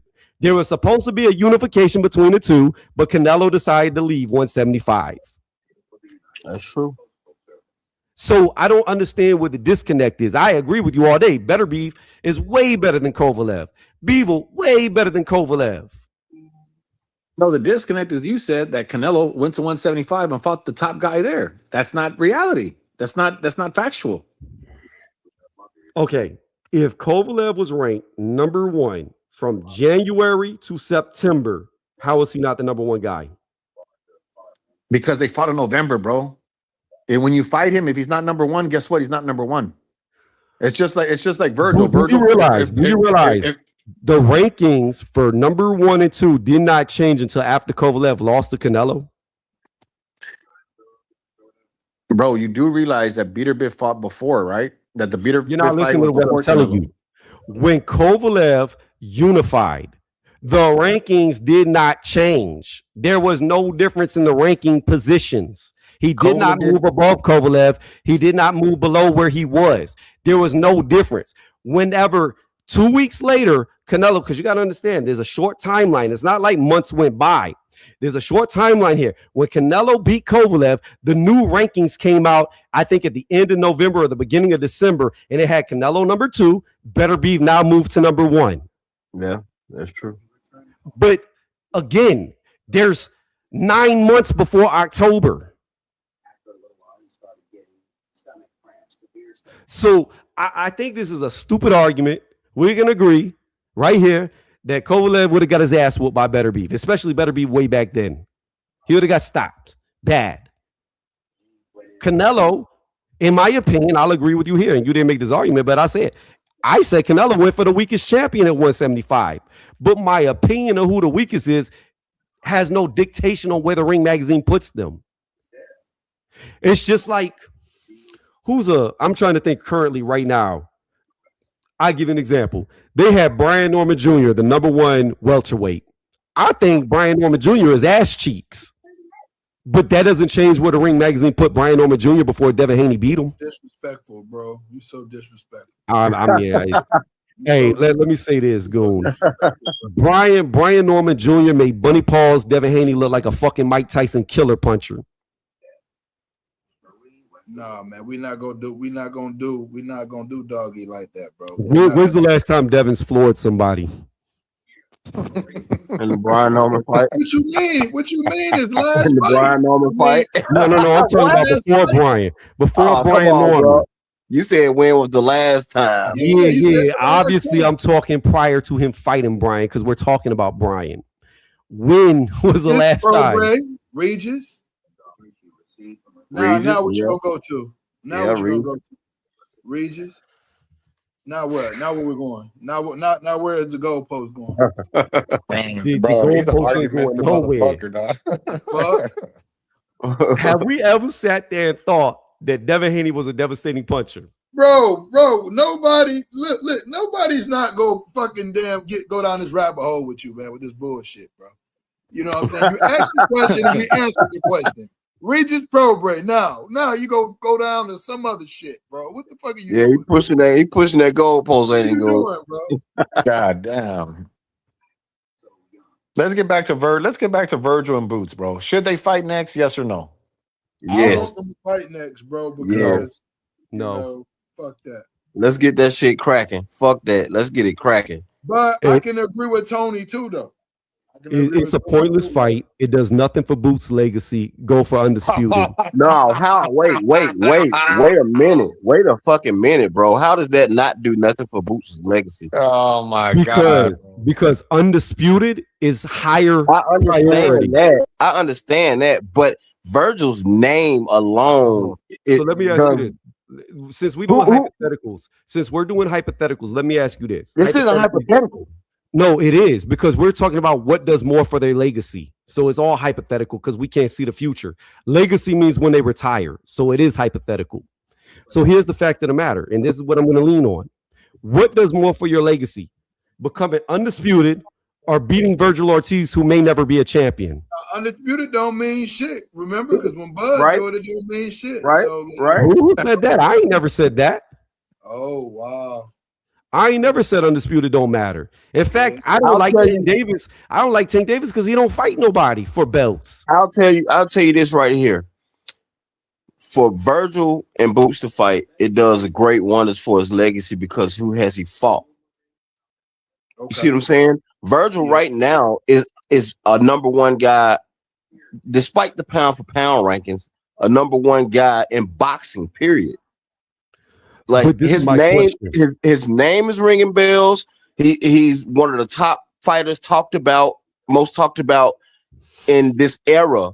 So I mean, even without a belt, fighting him would actually boost his resume, the talk, and it'll close chapters on.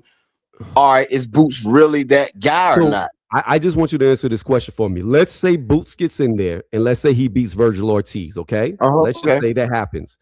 How does it help you, your legacy, if you beat Virgil Ortiz and Virgil Ortiz goes on after you beat him to beat nobody? To never become a champion.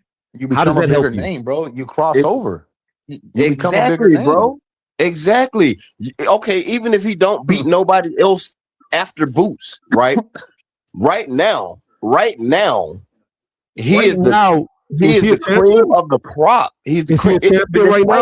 Despite having a fucking belt, his name is gonna ring bells and it's gonna draw attention. Okay, this is my problem. This is like niggas with belts. There's niggas with belts right now that whose names aren't doing shit.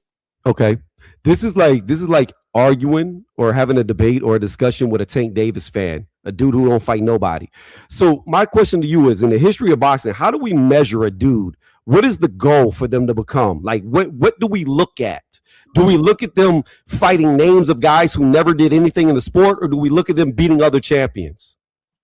Okay, so if Crawford comes out of retirement and fights Boots at 160 or 168, obviously there'll be no belts on the line. Is it still worth something? Because there'll be no belts. Is it still worth something? You cooking? Right.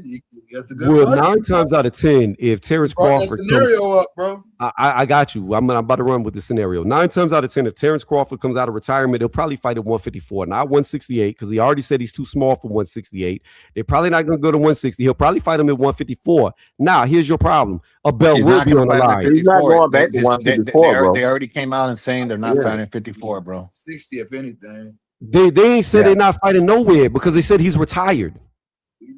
You were just speaking on hypothetically.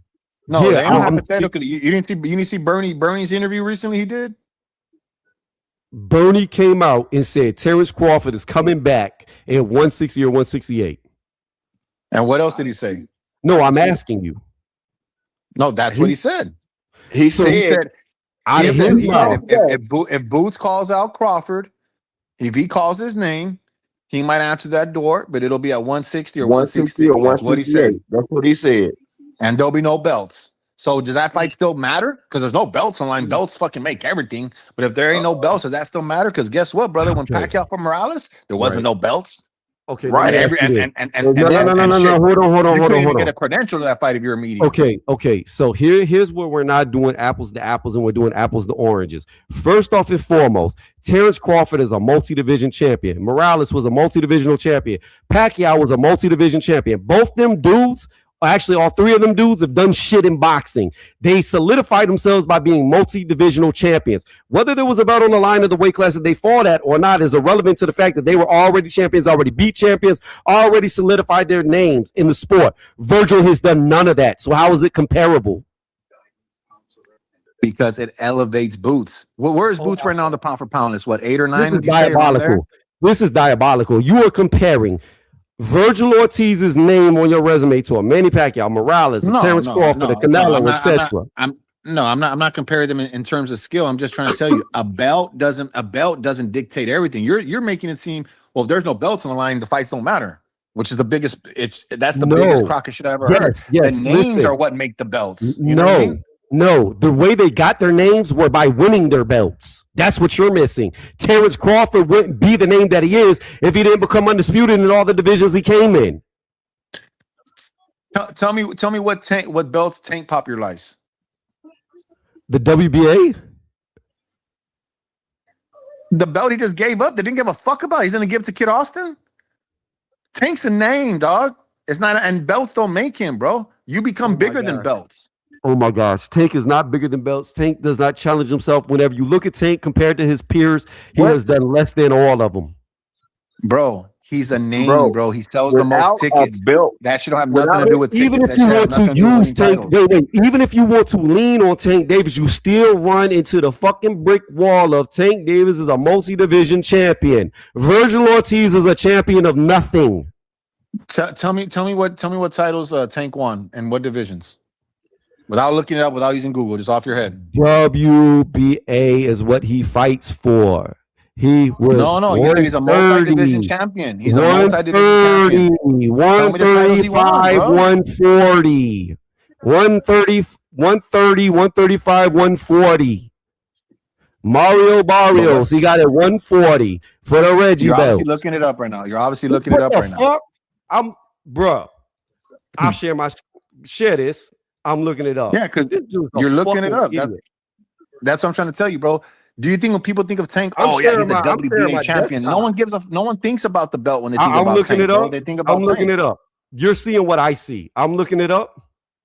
Fucking idiot. Bro, no one when they talk about Tank, they go, "Oh, he's the WBA champ." No one thinks about that shit, bro. Are you? How many belts does Tank have right now? None. And guess what? If that motherfucker comes back, it'll be the biggest fucking. It'll be the hottest ticket, bro. You know why? It will be. Because Tank was already a reigning champion. You still running into a brick wall. You can't get around the fucking belts that he held. The belt didn't hype Tank's name up though, bro. It was the fact that Tank was. It was the fact that Tank was explosive, exciting, and every fight he had, he was knocking people out. That is what drew the attention, not the belt. Mayweather putting him out there. Come on, bro. All that shit. The PBC putting him as their guy. Bro, come on now. You gotta. The belt is the belt. It describes you as a champion. But what you do in that ring makes you what do they call an entity? It makes you an entity within the boxing realm. Because at the end of the day, like, bro, like it's been plenty of guys that had belts but no name, you know.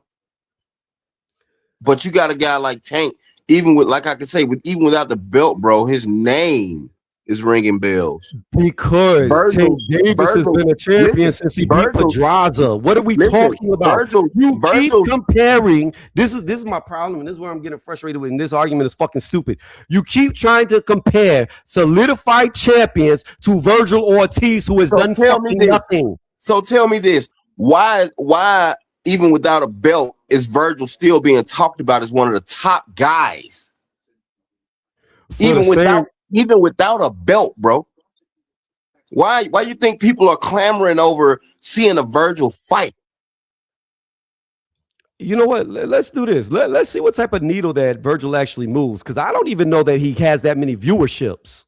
So we'll look up his actual numbers while we're talking if we want to do that and see what his real popularity is, because I guarantee you he hasn't done that many views. Views on what, though? What are you looking at? YouTube or what are you talking about? Like, his fights. We could literally Google what his viewership is for his fights.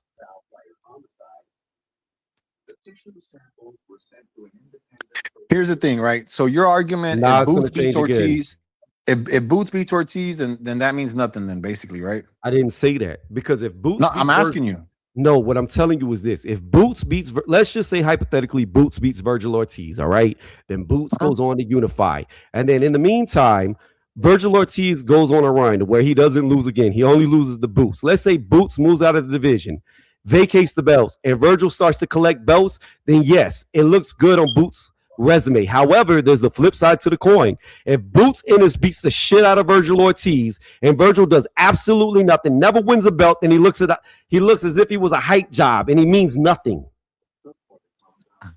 So let me ask you this. All right, you know, Bud beat Canelo, right? And everybody's saying, oh, it was at the end of Canelo's ropes or whatever. And so Canelo goes on to lose his next 4 fights. Does that tarnish Bud's legacy? No. All right, then. You know why? You know why? Because Canelo is a multi-division champion. Bro, no, we're saying you just made the analogy of Virgil losing his next so-and-so fights or whatever after. Because there's a difference. You're comparing a guy. But you're saying, let me explain the difference, please. The difference here is, and this is what you're not understanding, Canelo has already established himself. He has a career. No, I'm not done. He has a career of what he achieved. If he goes on to lose now, after losing to Bud, it's irrelevant to what he achieved. Virgil Ortiz has achieved nothing. And if he goes on to achieve nothing, then beating him means nothing at the end of the day. So what does Boots achieve? Tell me. 2-division unified champion. Means what? He's a Hall of Famer. He's a star or some shit. Did I say he's a Hall of Famer? It means he's a 2-division unified champion. I'm asking you. It means he's done more in the sport than Virgil. That's what it means. In boxing, same shit like WWF, right? Like wrestling. You got to cross over. You got to get over, bro. You know what I mean? Boots right now, he's relegated to $3 million paydays. He's not a star, bro. He's ranked number 8 or number 9 pound for pound. If he was to beat Virgil, bro, they might put him number 1 pound for pound, bro. Straight up.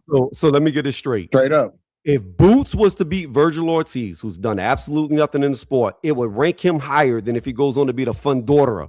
Get the fuck out of here. Yes. I'll tell you right now.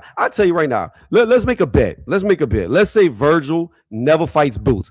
I guarantee you Fundora beats the fucking brakes off Virgil. Damn. He probably does. Fucking Fundora probably beats the brakes off everyone. He may. I mean, shit. He may. But I'm not convinced like you. I'm not convinced. Just like I heard the same I had the same conversation with people when Boots Ennis went to fight Xander Zayas. I said the same thing. I'm not convinced that Boots is this next dude. I'm not convinced. Yes, he looks good on the eye test, but let's see what he does against an actual young prime other champion. And you know what Boots did? He came out and proved his worth. He came out and dominated Xander Zayas. He did what he was supposed to do. The problem is we cannot say the same for Virgil because Virgil hasn't done anything yet. Virgil needs to do something to be something, in my opinion. I know, but how does that gonna happen? You got to get the shot, right? There's more than one champion. He could go for Josh Kelly. He could go for Fundora if he doesn't get the Boots fight. He doesn't have to go for Boots. How is he gonna go for Josh Kelly when Eddie Hearn has Josh Kelly, bro? That's the same shit you just said. He could go for Josh Kelly because if Boots, he could go for either guy. First off and foremost, if Boots Ennis decides to fight Josh Kelly next, then you know what Virgil could do? He could let his balls drop and say, "I'm fighting Fundora next," and try to make the fight. Or you know what happens? Try and make the fight, but does that mean it's going to happen? Of course not. It doesn't matter. You don't think he's tried to make that fight? You don't think they've tried? No, I don't think he's ever tried to fight Fundora. Oh my God! Show me. Oh yeah, you need physical proof, right? Because negotiations, all that shit, they never happen in boxing. It all has to be on print. Show me where they went into negotiations. Bro, they pressed the WBC about this numerous times. The WBC has a very that's the thing. You can't, bro. This is all hearsay. This is all stuff that I know. This is not something I can show you. So it doesn't exist. Like I said, you're the fan of the couch. I'm the one that actually talks to Louis the Cubans, that talks to these motherfuckers. I know. I'm the fan on the couch, and you said you could call all these. And you need the proof to believe it. You know how fucking stupid you're right. You're right. I'm a fan on the couch. I don't know nothing about boxing. I ain't never been around no boxers in my life. I don't know any of them. So here's what I'm going to come back to this. I'm going to come back to this. I got you. Cool. I'm conceding your argument. You think it's as easy? You know more than all of us. So do this for me. Activate your mandatory. Just activate your mandatory and you'll get the fight. I didn't say that. I didn't say that at all. That never came out of my mouth. You're putting words in my mouth. I never said. It don't work that way. Oh, try to make the fight don't happen. It don't work that way. You pulling this out your ass. Tony's reviews never said that. But here's what I will tell you. You named a whole bunch of fucking people you could call right now. I asked you to call them right now. You still have yet to call them right now. So let's see how much you know. Let's see who you know. You made the claim. Back it up. Call them. How do I call them on StreamYard? Tell me that. What? How do I call them on StreamYard? I'm connected to StreamYard right now. So how the fuck would I call somebody? So you got all these connections without a computer or a phone? I'm on my phone right now, bro. So you ain't got a computer? I'm not near a computer right now, no. Okay. And if I had a computer, how the fuck am I gonna call? You know what I'm saying? Come on, bro. And it's midnight right now. Who the hell am I gonna call at midnight? I'm gonna call him at midnight, be like, hey man, I have a fan that doesn't believe anything. That's not my problem. I'm not the one that said I could call him right now. You did. You said I could call all of them right now and they'll pick up for me. That was your claim. Yeah. And that's reality, but I'm not gonna fucking call him at midnight. Exactly. It's reality, but you're not gonna call him. It's midnight, bro. Do you know what time it is right now? It's midnight. Hey, Goon, Goon, go live tomorrow at like what time zone are you, Goon? I'm on Eastern. Okay, so go live tomorrow at say like 5:30 p.m. Let him come up here. That way it's early in the day. Call David Benavidez on the phone. I can't do it tomorrow. I'll be at the fights tomorrow, man. Okay, well, whatever day. Let's see him get Benavidez on the phone. But he do fuck with him though. I'm a witness to this shit already, so I ain't gonna. Hey, Maurice, he's acting like he don't know me honestly, but who worked with Benavidez? You know that. You know that. You know what I'm saying? Who worked with him? No, who works with him? You go to Benavidez' Instagram right now. You'll see videos with me and him together, bro. Oh no, I didn't already seen it before. I didn't already. Yeah, that's what I'm saying. This motherfucker, he don't know me, so we don't know what he's talking to. That's what I'm saying. I'm telling him that you do know. Yeah, I'm telling him that. Yeah, it's just like this, bro. It's like if I'm in a room with Bill Haney and all them, and they're talking to me about shit. Me telling them, show me, because I don't believe you, bro. That's the dumbest shit, bro. You know they're fucking laughing at me. They'd be like, "Are you fucking retarded?" Like, you know what I mean? Like, bro, if someone that is on the inside is putting you on game, you gotta listen. You gotta soak that shit up instead of being like, no, I know everything. All right, what the fuck is that, bro? What the fuck is that? The PBC. I'm about to Google right now. I'm gonna go to David Benavidez's Instagram, like you said, and you show me where you at. Go to his Instagram. Tony said he's not fucking believing you, man. Yeah, go to his Instagram. Go to his Instagram, bro. Go to his Instagram. Yeah, I got that motherfucker a private plane. You don't think he loved me? Shit.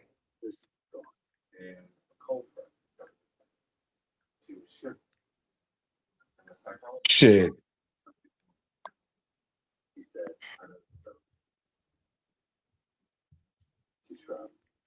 I'll bring Robert Garcia on here, shit. I'll bring Roy Jones on here. They'll fucking talk all kinds of shit. But you can't, bro. Y'all can't be on this. Oh, I know everything, bro. I hate when people are like that. Just like me, I learn shit every day. I don't know everything. I'm asking you to prove what you say. I don't learn everything. I'm asking you to. Okay, I'm on his IG. I'm on his IG right now. Where am I supposed to go? I guess share the screen so I can see what you're looking at. Oh shit! Hold on. I got to do it different then. Hold on, because I'm on my phone. Oh, okay. You were getting on me about being on my phone. I said I was on my phone. I said I was on the phone. No. I said I was on the phone when I first got on. What are you talking about?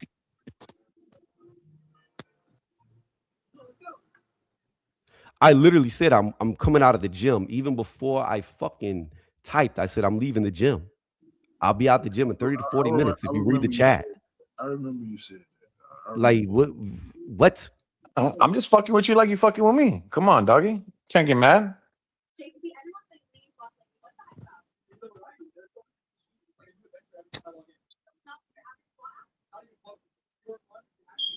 Oh man.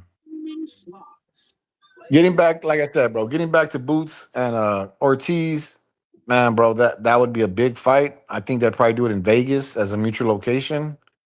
And fuck, man. That shit would do some hits. Hold on. Who y'all liking Yeah, that don't let me. Navarrete versus Oshaki fight? Navarrete. Me too. Me too. I don't know, bro. It's hard, bro. I was kind of going Foster, but Navarrete, he's like a fucking 147 on fight night, dog. He's fucking big as fuck, bro. Pause, Like, but you know what I mean? I like mean, Foster. it's a hard fight. Navarrete, it depends on Navarrete. If he takes training serious, he should be able to beat him. It's because there's some fights that Navarrete looks good, and there's some fights he looks trash, bro. So I it's like, you know know. what I mean? I know. Yeah, because he be talking about, yo, I was just eating chicken and drinking beer. Like, I don't know what version we gonna get of him. The only thing though is that he's gonna make 130. It's harder. That's hard for him, dog. He's big, bro. Navarrete's a big boy. Yeah.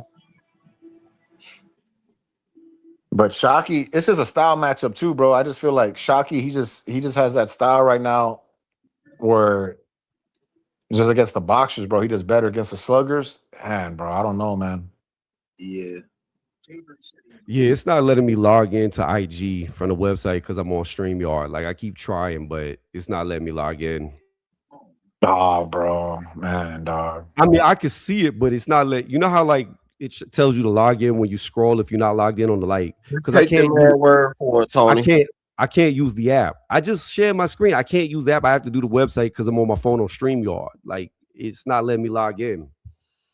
It's all right, bro. You want to prove that I'm this and that. It's okay. I didn't say I want to prove anything. Bro. You the one that said you was there. I just asked where you're at. Yeah, because you want to prove it. You need proof. You don't believe me. You fuck with Mayweather too, didn't you, bro? Who are you talking to me? Yeah. Yeah, I mean, you saw my picture with Floyd or what? Yeah. You've been to his house. I just haven't been over there with him. Really, the one I'm close with is Carmel. Carmel and his pops. Those are my peoples. Like Carmel's pops is hood as fuck. He smokes weed, so me and him we get along that way. You know what I mean? Yeah. But like Carmel, bro, like I already told his pops, bro, if like nothing happens by the end of this year, bro, y'all gotta leave Floyd, bro, because y'all just, you know what I mean? Yeah, he's just sitting there. It's gonna be tight. He got time though. I mean, he's young as fuck, so. Nah, bro, that ain't it, bro. Like he came before Abdullah Mason and all them, and yeah, fucking Abdullah and right Emiliano. Now. Right. Abdullah and Emiliano has eclipsed him, bro, and that's fucking bullshit, bro. You know what I mean? Right. Carmel. Floyd got all this legal shit going on too, so you know, I get that. Well, no, but that's why they fucked over Carmel because fucking Floyd beefed with Al Heyman, and they had Carmel on the undercards and the PBC undercard. So now that happened, all those little guys under Mayweather Promotions like John Easter, Carmel, they're all froze out, bro. Like y'all are like, you know what I mean? So that's like the last time I was talking to Carmel, he's like, oh, I'm hoping I'm gonna get on Floyd's exhibition undercard. And since they were gonna do Floyd against Pacquiao this year, but because Floyd owes he got some kind of front from someone like $2 million or $4 million, and he didn't pay it back. So that motherfuckers put some kind of freeze on. Yeah, bro. So that's what I told Carmel, bro. Like honestly, Carmel's best bet is to go Eddie Hearn or Top Rank. I think probably Eddie Hearn will probably be the best one for Carmel, but you don't think Top Rank gonna put him out there? Top Rank gonna get him out there though. Yeah. But Eddie just got more dates right now, bro. That's the thing. Eddie got a lot of dates. True. But Floyd's cool as shit, bro. Floyd's cool. Andre Ward is cool. Shakur is actually cool. Shakur is cool as fuck, bro. I just can't stand the way he's moving now. I don't like none of the way the motherfuckers are moving now, bro. All the boxers, all of them, bro. Like that's why they just want to do. Moving?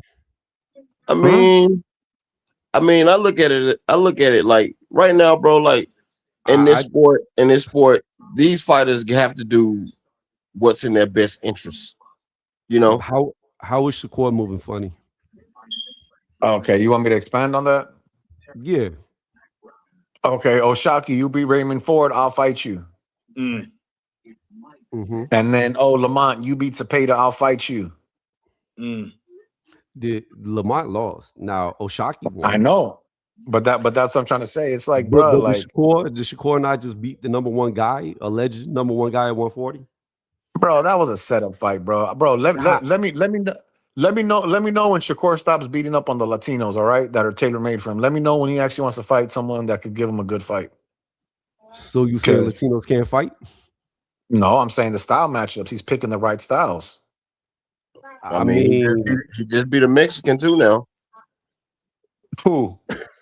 Zepeda. Look. This is what I look at. Zepeda was a good fight. Zepeda was a good fight, but what I'm trying to here's say my is like, thing. Here's my thing with Oshaki, right?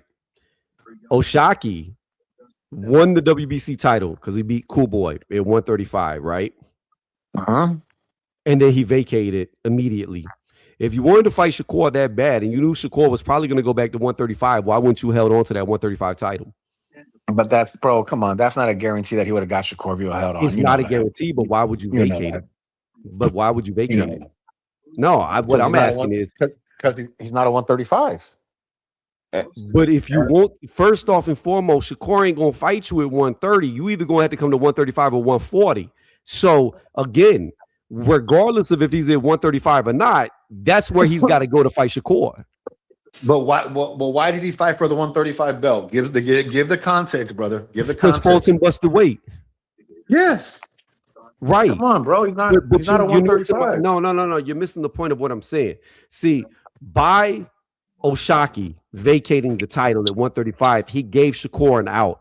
Shakur could be like, you don't have a title. There's no reason for me to fight you. But if he would have held on to the belt, he would have had that. Nah, bro. It's not a fight that interests him. You know what I mean? At the end of the day, I think Shakur would beat Oshaki, but Shakur was never going to fight him, bro. I don't know if Shakur beats Oshaki. I don't know if Shakur could beat Oshaki. I don't know if he could beat Devin Haney. I don't know if he could beat Hitchens, even though he'll never fight Hitchens because of the stylistic matchup. I don't know if he could beat them. But what I do know is Shakur ain't going down to 130. So if you really wanted to fight Shakur that bad, why would you not hold on to a title? I don't want to see that fight anyways, bro. I mean, it's a fucking mismatch. No, it's not. It's a good fight. That's a mismatch, bro. No, but what I'm trying to say, bro, he just demolished Tio, beat Zepeda soundly. I don't see Shaki doing anything to either one of those guys. The thing about Shakur is, and this is what I will say, Shakur has never fought nobody who fights like him. He's never fought back-footed, stay on the jab, keep you at the end of the punch, agile, move around fighters. Well, Oshaki is that type of fighter. Devin is that type of fighter. Hitchens is that type of fighter. Stylistically, it would be something he's never faced before. The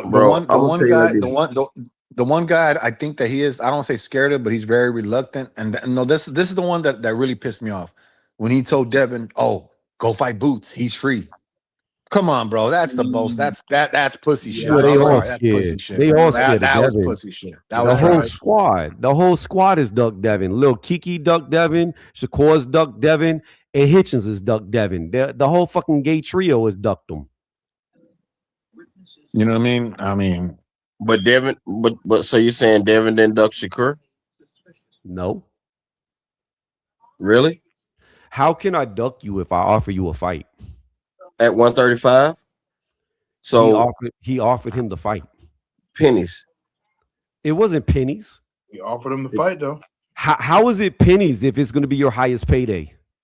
Purse bid. It is what it is.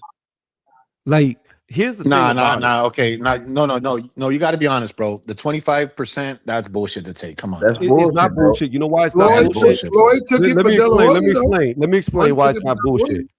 Can I Come explain? on now, go. Floyd took 25% against De La Hoya. Listen to me. Listen to me. Let me explain. Hold on. Listen to me.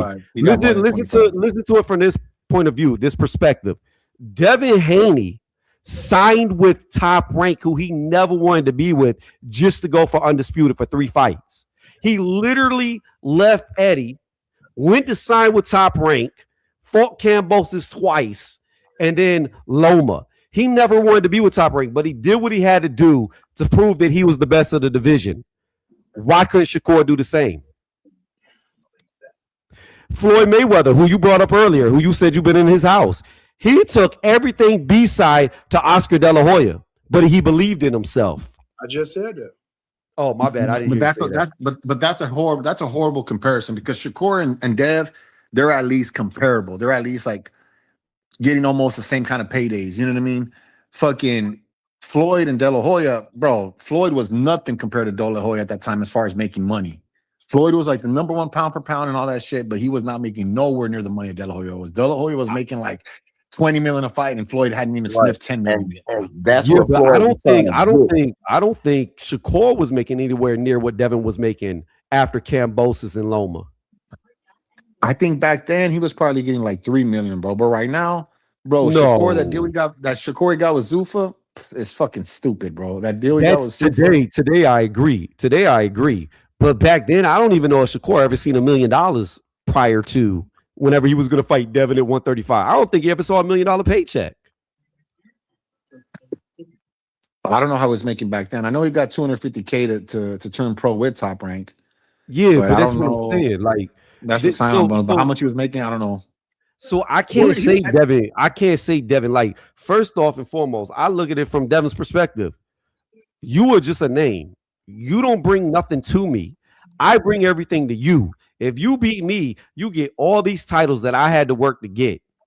You're coming up from another weight class, coming into my weight class that I prove that I am number one at. I've got all the titles. Why do I need to concede to your concessions? No, you need to do what I did when I fought Kambosos. Fight me for this amount, and I'll fight you. It was Shakur that thought he was bigger than what he was, and never said, fuck you, I'll just go beat Regis. Yeah, but at the end of the day, bro, look, like I was talking to Maurice earlier about this, the four kings, right? You got the four kings of the 80s, the 2000s. To me, the four kings of the 2000s was the Pacquiao, Barrera, Morales, and Marquez. And then right now they call it Tank, Ryan, Devin, and Shakur. Bruh, the 80s, they all fought each other. Pacquiao fought Morales 3 times, Marquez 4 times, Barrera twice. These motherfuckers, bro, Ryan, I think, is the most pussy out of all of them. Ryan fought Devin and fought Tank. Tank only fought Ryan, never fought Devin or Shakur. Shakur never fought Tank, never fought Devin, never fought Ryan. Like, come on, bro. This era, bro, we got to stop capping for these motherfuckers, bro. We gotta be more demanding and ask that they fight these dudes, bro. You know what I mean? I don't disagree. Like, come on, dog. I don't disagree, but my thing is this. I feel that Shakur ducked Devin. He was offered the fight.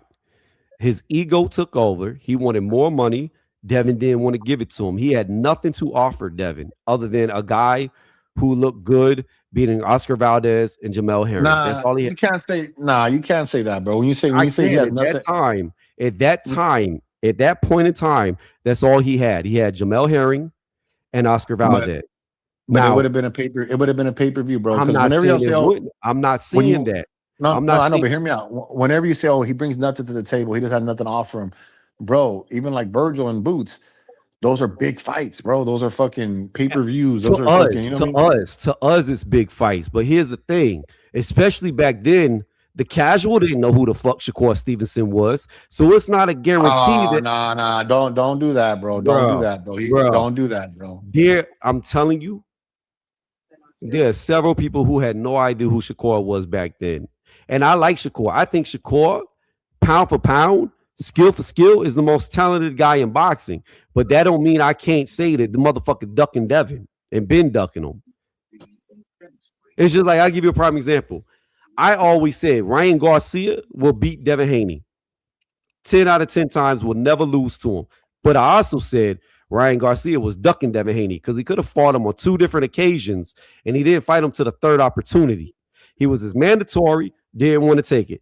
Then he fought, when he could have fought Devin, he went to fight, was it Fortuna? Fortuna to become a mandatory for Devin when he was already the mandatory for Devin, which makes no fucking sense. And I always said, if you could get Ryan in the ring with Devin, he beats him. But the motherfucker moving scary. And lo and behold, they fought, and Ryan beat him. It got taken away. Austrian, Victor Conte, Vada. I'm not going to get into that because that whole shit seems sus to me. But bro, it's not, bro. Victor Conte has been dead for years, bro. I don't know why everyone keeps bringing him up. He hasn't been dead for years. He died last year in November. Nah, bro. But what I'm trying to say, he hasn't been doing shit in boxing forever, bro. Like everyone thinks, like, Crawford was with Snack. I'm like, What do bro, you y'all mean? do realize Snack is just a sponsor. That's it. Let me ask you a question. They're How just did a sponsor. Vada, Literally, that's it. like you say you know a lot, how did Vada get involved in the sport of boxing? I remember it was USADA was the first one. That was the one that Because of Mayweather was Floyd using. Mayweather. Floyd Mayweather brought USADA in.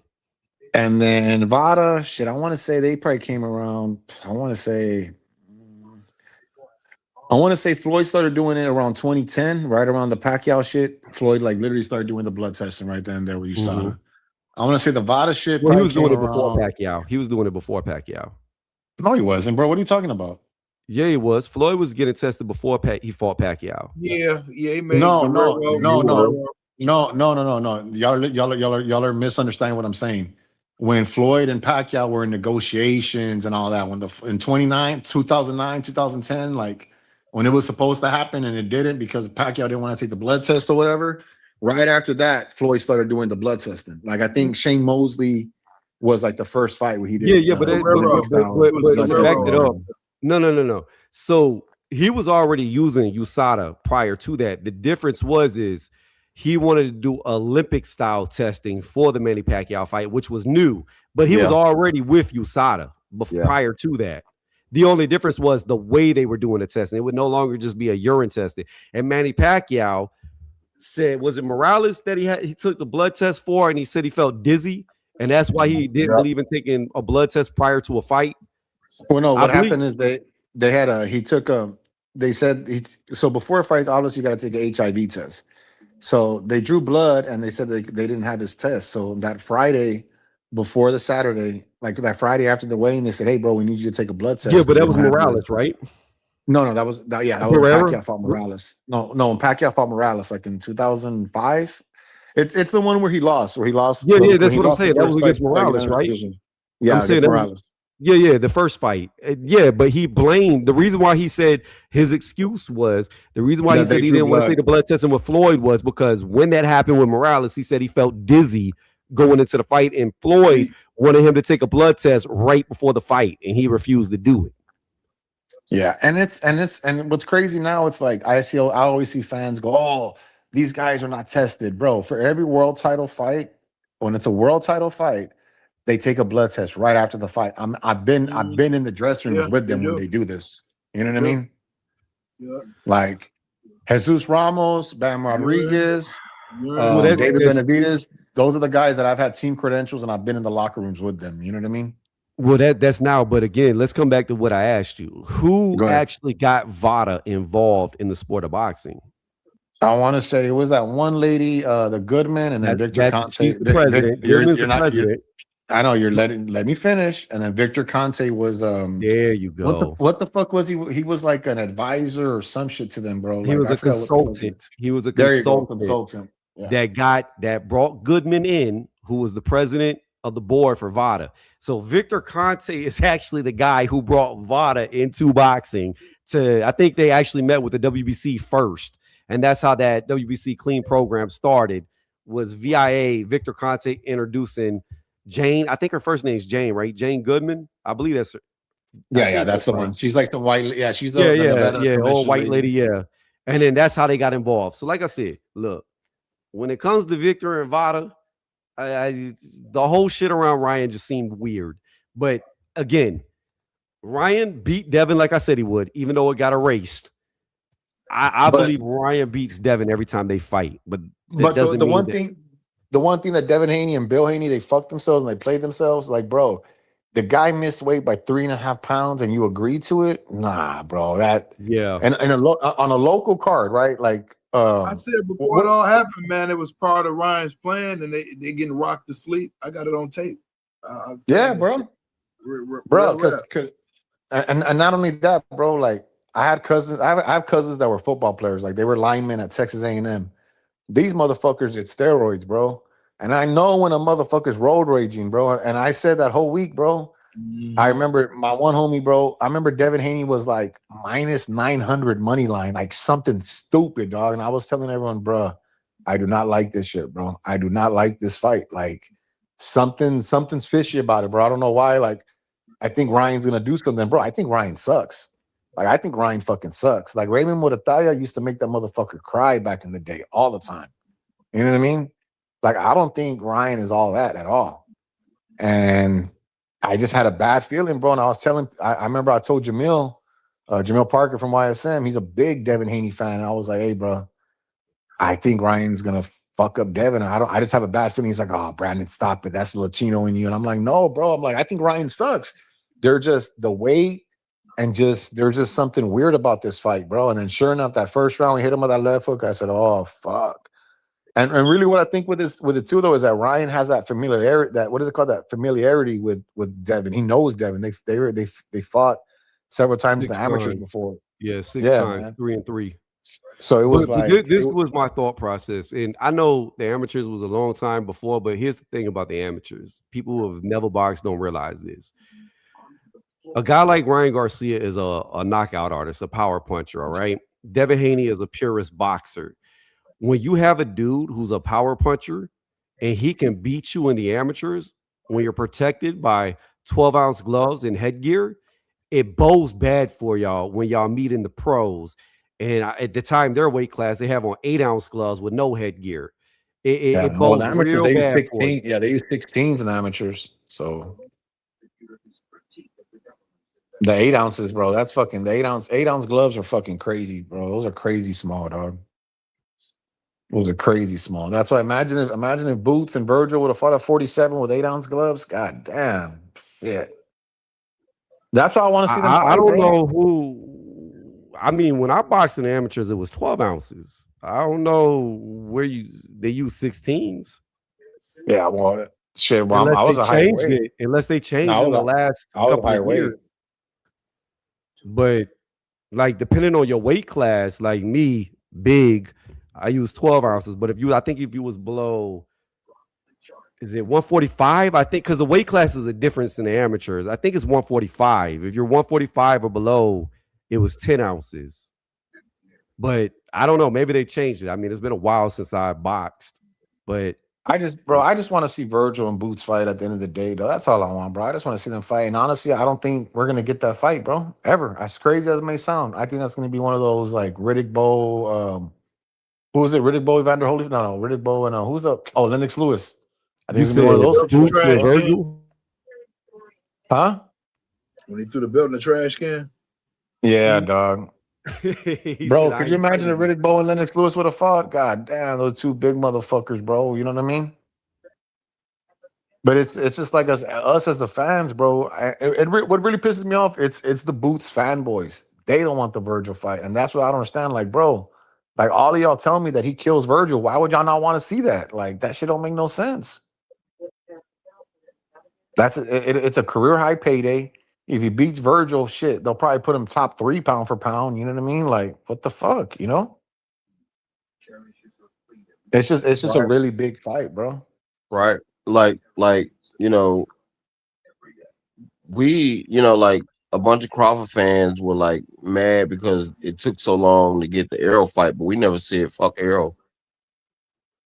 Yeah, bro. We wanted to see that fight. I mean, my mindset is this. Virgil might be able to beat Boots. He might not. I don't know. But Boots Ennis is so much further in his career than Virgil that he would be stepping backwards. Bro, stop it. You don't have to agree. The end goal is to be undisputed. Virgil does not get him closer to undisputed. The end goal. You know, do you want to know what these boxers get in boxing for, bro? Do you really want to know? Maurice, can you answer the question, bro? Say that again. You gonna say money? Why did Yes, that's all, bro. They don't get in this shit for fucking belts, bro. They get into this shit for fucking money, bro. That's it, brother. Money, dog. They're not in this shit for the belts. They're in this shit to make fucking money, bro. Everybody's in it to make money no matter what you do in life. Everybody wants money, but along with the money, some fighters like a Devin Haney, who takes lesser, has taken lesser, wants the accolades that come with the money. Nah, bro. Devin Haney has had one of the most favorable contracts throughout his whole career, bro. He was getting paid $3 million with Eddie Hearn, bro. If Devin did not care about accolades, he would not have left Eddie to go sign with Top Rank to become undisputed. He wouldn't have done it. Bro, he did it because it was a walking lick and he was gonna make a lot of money, bro. Kambosos, it has to be Kambosos is the worst undisputed champion in history. It doesn't matter. I don't think no one would dispute it that. Doesn't matter. The fact that he went to sign with somebody he didn't want to be with to get the accolades shows you that he cares about the accolades. Because here's the thing. Even when he went to 147, there was other fighters, bigger names than Brian Norman Jr. he could fight, but he went immediately for the title. Every time he's going up in weight, he goes immediately for a title, which means accolades mean something to him. Bro, where did the Brian Norman fight take place? It doesn't matter. Yes, it does matter, bro. Where did the Brian Norman fight take place? Who was a bigger name at 47 than Norman, though, at the time? I didn't say at 147. I said there was bigger names that he could have fought than Brian Norman Jr. He didn't have to go. He was fighting at 144, so he was still in between because he fought Ramirez and beat him. He could have still went back down to 140. He could have fought his contemporaries. He could have fought people that Tank could fought, like the Rollies, etc. But every time he's moved up, when he moved up, he fought Regis for a belt. Moved up, fought Brian Norman Jr. for a belt. Now, it's not Devin's fault that Boots left the division, because I do truly believe that Devin would have fought Boots if Boots still would have been there. The thing about it is this: you can't say that it is about the money. You should make maximum dollar. I am not mad when a fighter prices themselves way up for a fight, because I don't believe it's about the fans. Because at the end of the day, when you have somebody like McClellan, full of shit. No, listen to me, Goon. The fans like us, the fans are not going to take care of you when your career is over. My bad, Tony. You was with me on the Brian Norman trying to get that money. My bad. Brian Norman was an easy win. I knew he was going to walk through him. No, but you were saying that, dog, like, get your promoter to put the other bread up. You saying you want to be undisputed? I think we agreed is what I'm getting at.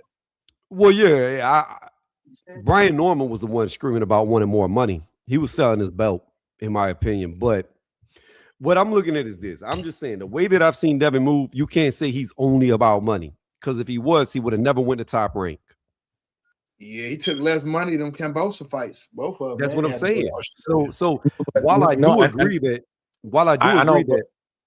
but bro, my point that I was trying to make is, from the very beginning, him and Bill have been able to negotiate very favorable contracts in his favor. And not only that, bro, Turkey had a hard on for Devin. He had a hard on for Devin. He wanted Devin to fight in Saudi for the absolute longest. And answer me this: why did Turkey want Devin to fight in the Saudi? Well, the reason why Turkey wanted Devin to go to Saudi is because he's trying to take over boxing, like they did with. No. Yes, hold on. Let me explain. Hold on. What's the main reason? What's the main reason, brother? You're missing it. What's the main reason? I'm telling you the main reason. The main reason is Saudi Arabia has pretty much taken over soccer. Saudi Arabia has been taking over Formula One. Saudi Arabia has been taking over multiple sports by splurging a lot of money and buying out athletes from different sports. Saudi Arabia cares about Riyadh. That's all they care about. So they do maximum dollar, but I don't know where else you're trying to go with it other than them trying to control the sport of boxing. But why did Turkey want Devin Haney specifically? Why him specifically? And not a Benavidez or a Boots? Why Devin Haney specifically? You're missing it, bro. I don't know. He's Muslim. Well, yeah, but Tank Davis is Muslim allegedly too. Nah, bro. You're missing the point, bro. Turkey. Who's the ambassador? Okay, what young fighter is the ambassador for Ring Magazine? I don't know. Is it Devin? Abdullah. Oh, Abdullah Mason. I didn't know. I don't know who the ambassador for them is. Bro, Abdullah Mason, Devin Haney are always going to get ridiculous preferential treatment from Turkey. I'm talking about ridiculous. I would have thought like Hamza would have been higher up than Abdullah. Hey, I just walked up, bro. But they all Muslim, bro. Yeah, Shiraz. Oh, they love Shiraz, bro. They love Shiraz. But hey, I want to say this. I want to say this real fast. You said you know Benavidez. Benavidez, he ain't about maximum dollar. Because if he was, he'd fight Jairo Pataya. He don't want that fight. Bro, please, bro. He killed Jai Pataya, bro. I'm not saying he wouldn't. I'm not saying he would not. But what I'm saying is that's the most money he can make at the division. He ain't trying to fight him. You're tripping, bro. Bivol's a bigger fight. Bivol's a way bigger fight than Jai Pataya. Yeah. And answer me this. When could he have fought Jai Pataya? He has one fucking fight at cruiserweight. David's only fought once at cruiserweight. That's it. We're making it seem like he's been at this weight for 3-4 years. No. Listen, you know what I mean? So Benavidez is trying to fight Noel, who's already signed to fight Jairo Pataya. The WBC got petitioned by Benavidez and his team to swerve that fight and saying that if Noel goes through with the Jairo Pataya fight, he gets stripped of the title. So, which is bullshit because Noel, by the WBC on their own website, is guaranteed a voluntary defense right now. He is not due for a mandatory, which they superseded their own rule, which is illegal as fuck. But they superseded their rule to make Benavidez his mandatory. And why are they doing that? Because Team Benavidez don't want to fight Jairo Pataya because Benavidez said wait. And then you can correct me, but just let me say this.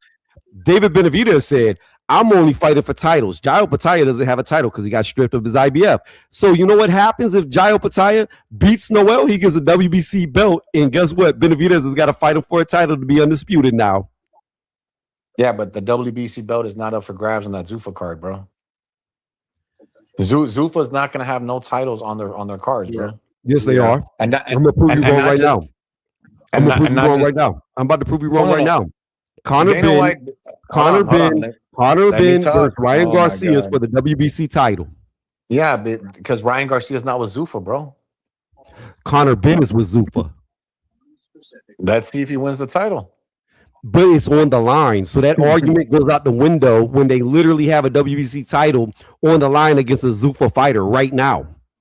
Bro, the Zuffa, what does Zuffa want? Do you think they want WBC titles, IBF titles? This is what Zuffa said, right? And Dana White said, I guess. He said that it'll be a case-by-case basis on what they allow or whatever the fuck. Now, getting back to the whole WBC and that guy, Nico, whatever the fuck his name is, bro, they're going to...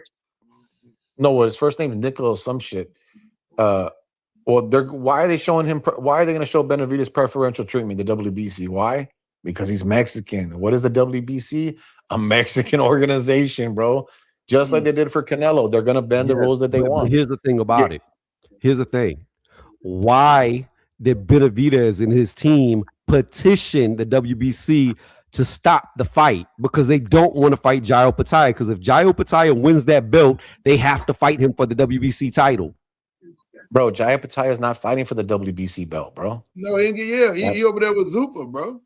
Yeah, okay. Like, I don't know where you're getting that from. Like, you're missing, like, Noel, prior to the petition, the WBC title was on the line against Jairo Pataya. After the petition that Benavidez's team just put through, Mauricio said that if Noel enters the ring, they're stripping him. Bro, that was going to happen from the get-go, bro. No, it wasn't. Okay, you could think that, bro. That was never put out until after Team Benavidez petitioned. And you think they really petitioned? You said what? Do you think they really petitioned? There's articles saying they petitioned. You think they really did, though? I mean, yes, I believe so. You're not because the WBC. In fact, I think the WBC. And one of the articles I read said that Team Benavidez petitioned and they had a board meeting and accepted it. Bro, the WBC does what the fuck they want to do, bro. They bend the rules. They fucking they bend the rules to however they like. Arguing that. I mean? Nobody's arguing that. I'm not arguing that. We've done seen with Canelo, the WBC does whatever. I got you. I'm not disputing that. What I'm saying is the belt was on the line against Jairo Pataya and Noel. However, it was never going to be on the line. It was on the line. Yes, it was. It was was never going to be on the line, bro.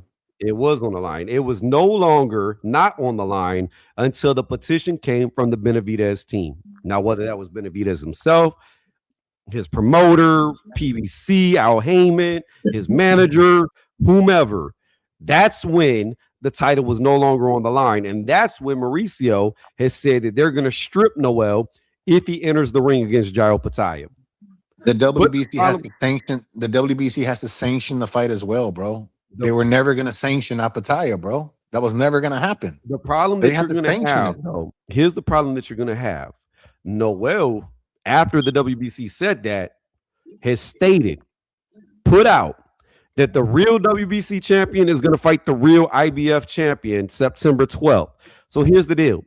If he gets stripped, if he loses, I'm saying if he loses and is stripped, and Benavidez picks up another fucking vacated belt that Jai should have had, just like the IBF got taken from him, nobody gonna take Benavidez serious at cruiserweight. Everybody gonna still look at Jai as the number one guy. Bro, nobody looks at Jai as that guy, bro. No one does. Just what fans. Are you just talking about? Fans. Jai is name me two guys. Jai, name me two opponents that Jai Apataya has beaten. Go. Jai, okay. He beat Marius Briedis, who was on the long reign. We could go through like the lesser opponents that he's beat, but the fact of the matter is this. When Jairo Pataya, what was that, like 3 years ago when they fought the first time? Was it 3 years ago? Was it 2023? You got to tell me. I don't remember. Am I right or wrong? I can't remember. I'm asking the B guy. I don't know his name. The B guy, Brandon. I'll say my name, bro. I'm not you said Brandon? Yes. Okay, yeah. Didn't they fight back in like 2023, somewhere around there, the first time, or was it later? Was it 24? I forget. No, I don't know that. I don't know that much about Apataya's Apataya's career. Like I ain't followed him. Like okay, well, then I'll explain. When he fought Marius Briedis the first time, that's when he won the lineal title and the IBF belt. I think it was actually for a vacated belt. They fought, and Marius Briedis was the man after Usyk lost. Because you got to remember, Marius Briedis was in the Boxing Super Series twice. They had one where he was the finalist against Usyk and lost. That was his first loss. Then Usyk left the division. Because Usyk left immediately to go to heavyweight, they ran the Super Series back, and Marius Briedis won that. That's when Marius Briedis became the lineal champion. Jairo Pataya went on to beat him. So that's how Jai became the lineal and the IBF. But if we're going to talk about like other people, he beat like Jack Massey, who, I mean, you could say you don't know him, but Jack Massey's a good fighter. That's just the name too.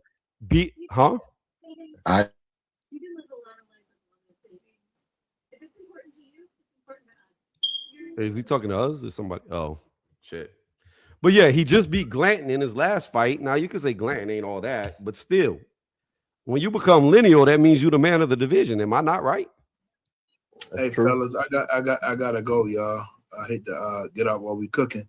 Hey Tony, I need to get with you anyway, bro. We've been doing fights and stuff, judging these cards and stuff with our own official card versus the real judges. So we want to get you in on that too, bro.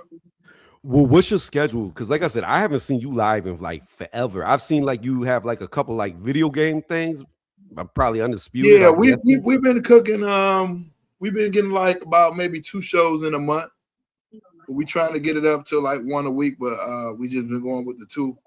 So just far. email me tonysreviews@gmail.com, and then I'm about to hit you like right now with my information. But if you look on my channel, you're gonna see that I've been very inactive over the last couple of months because of work. Yeah.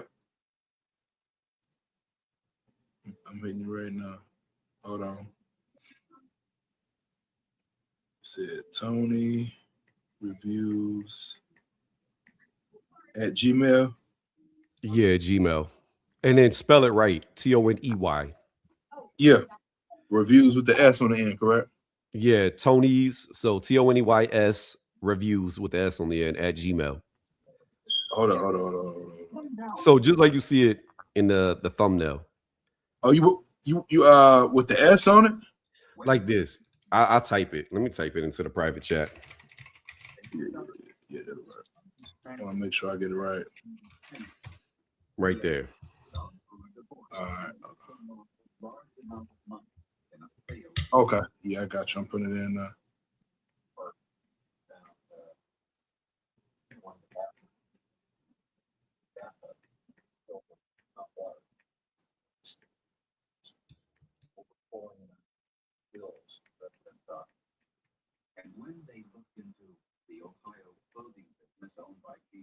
All right, I got you, man. And hey, thanks to everybody tuned in. We'll be right back on again next week.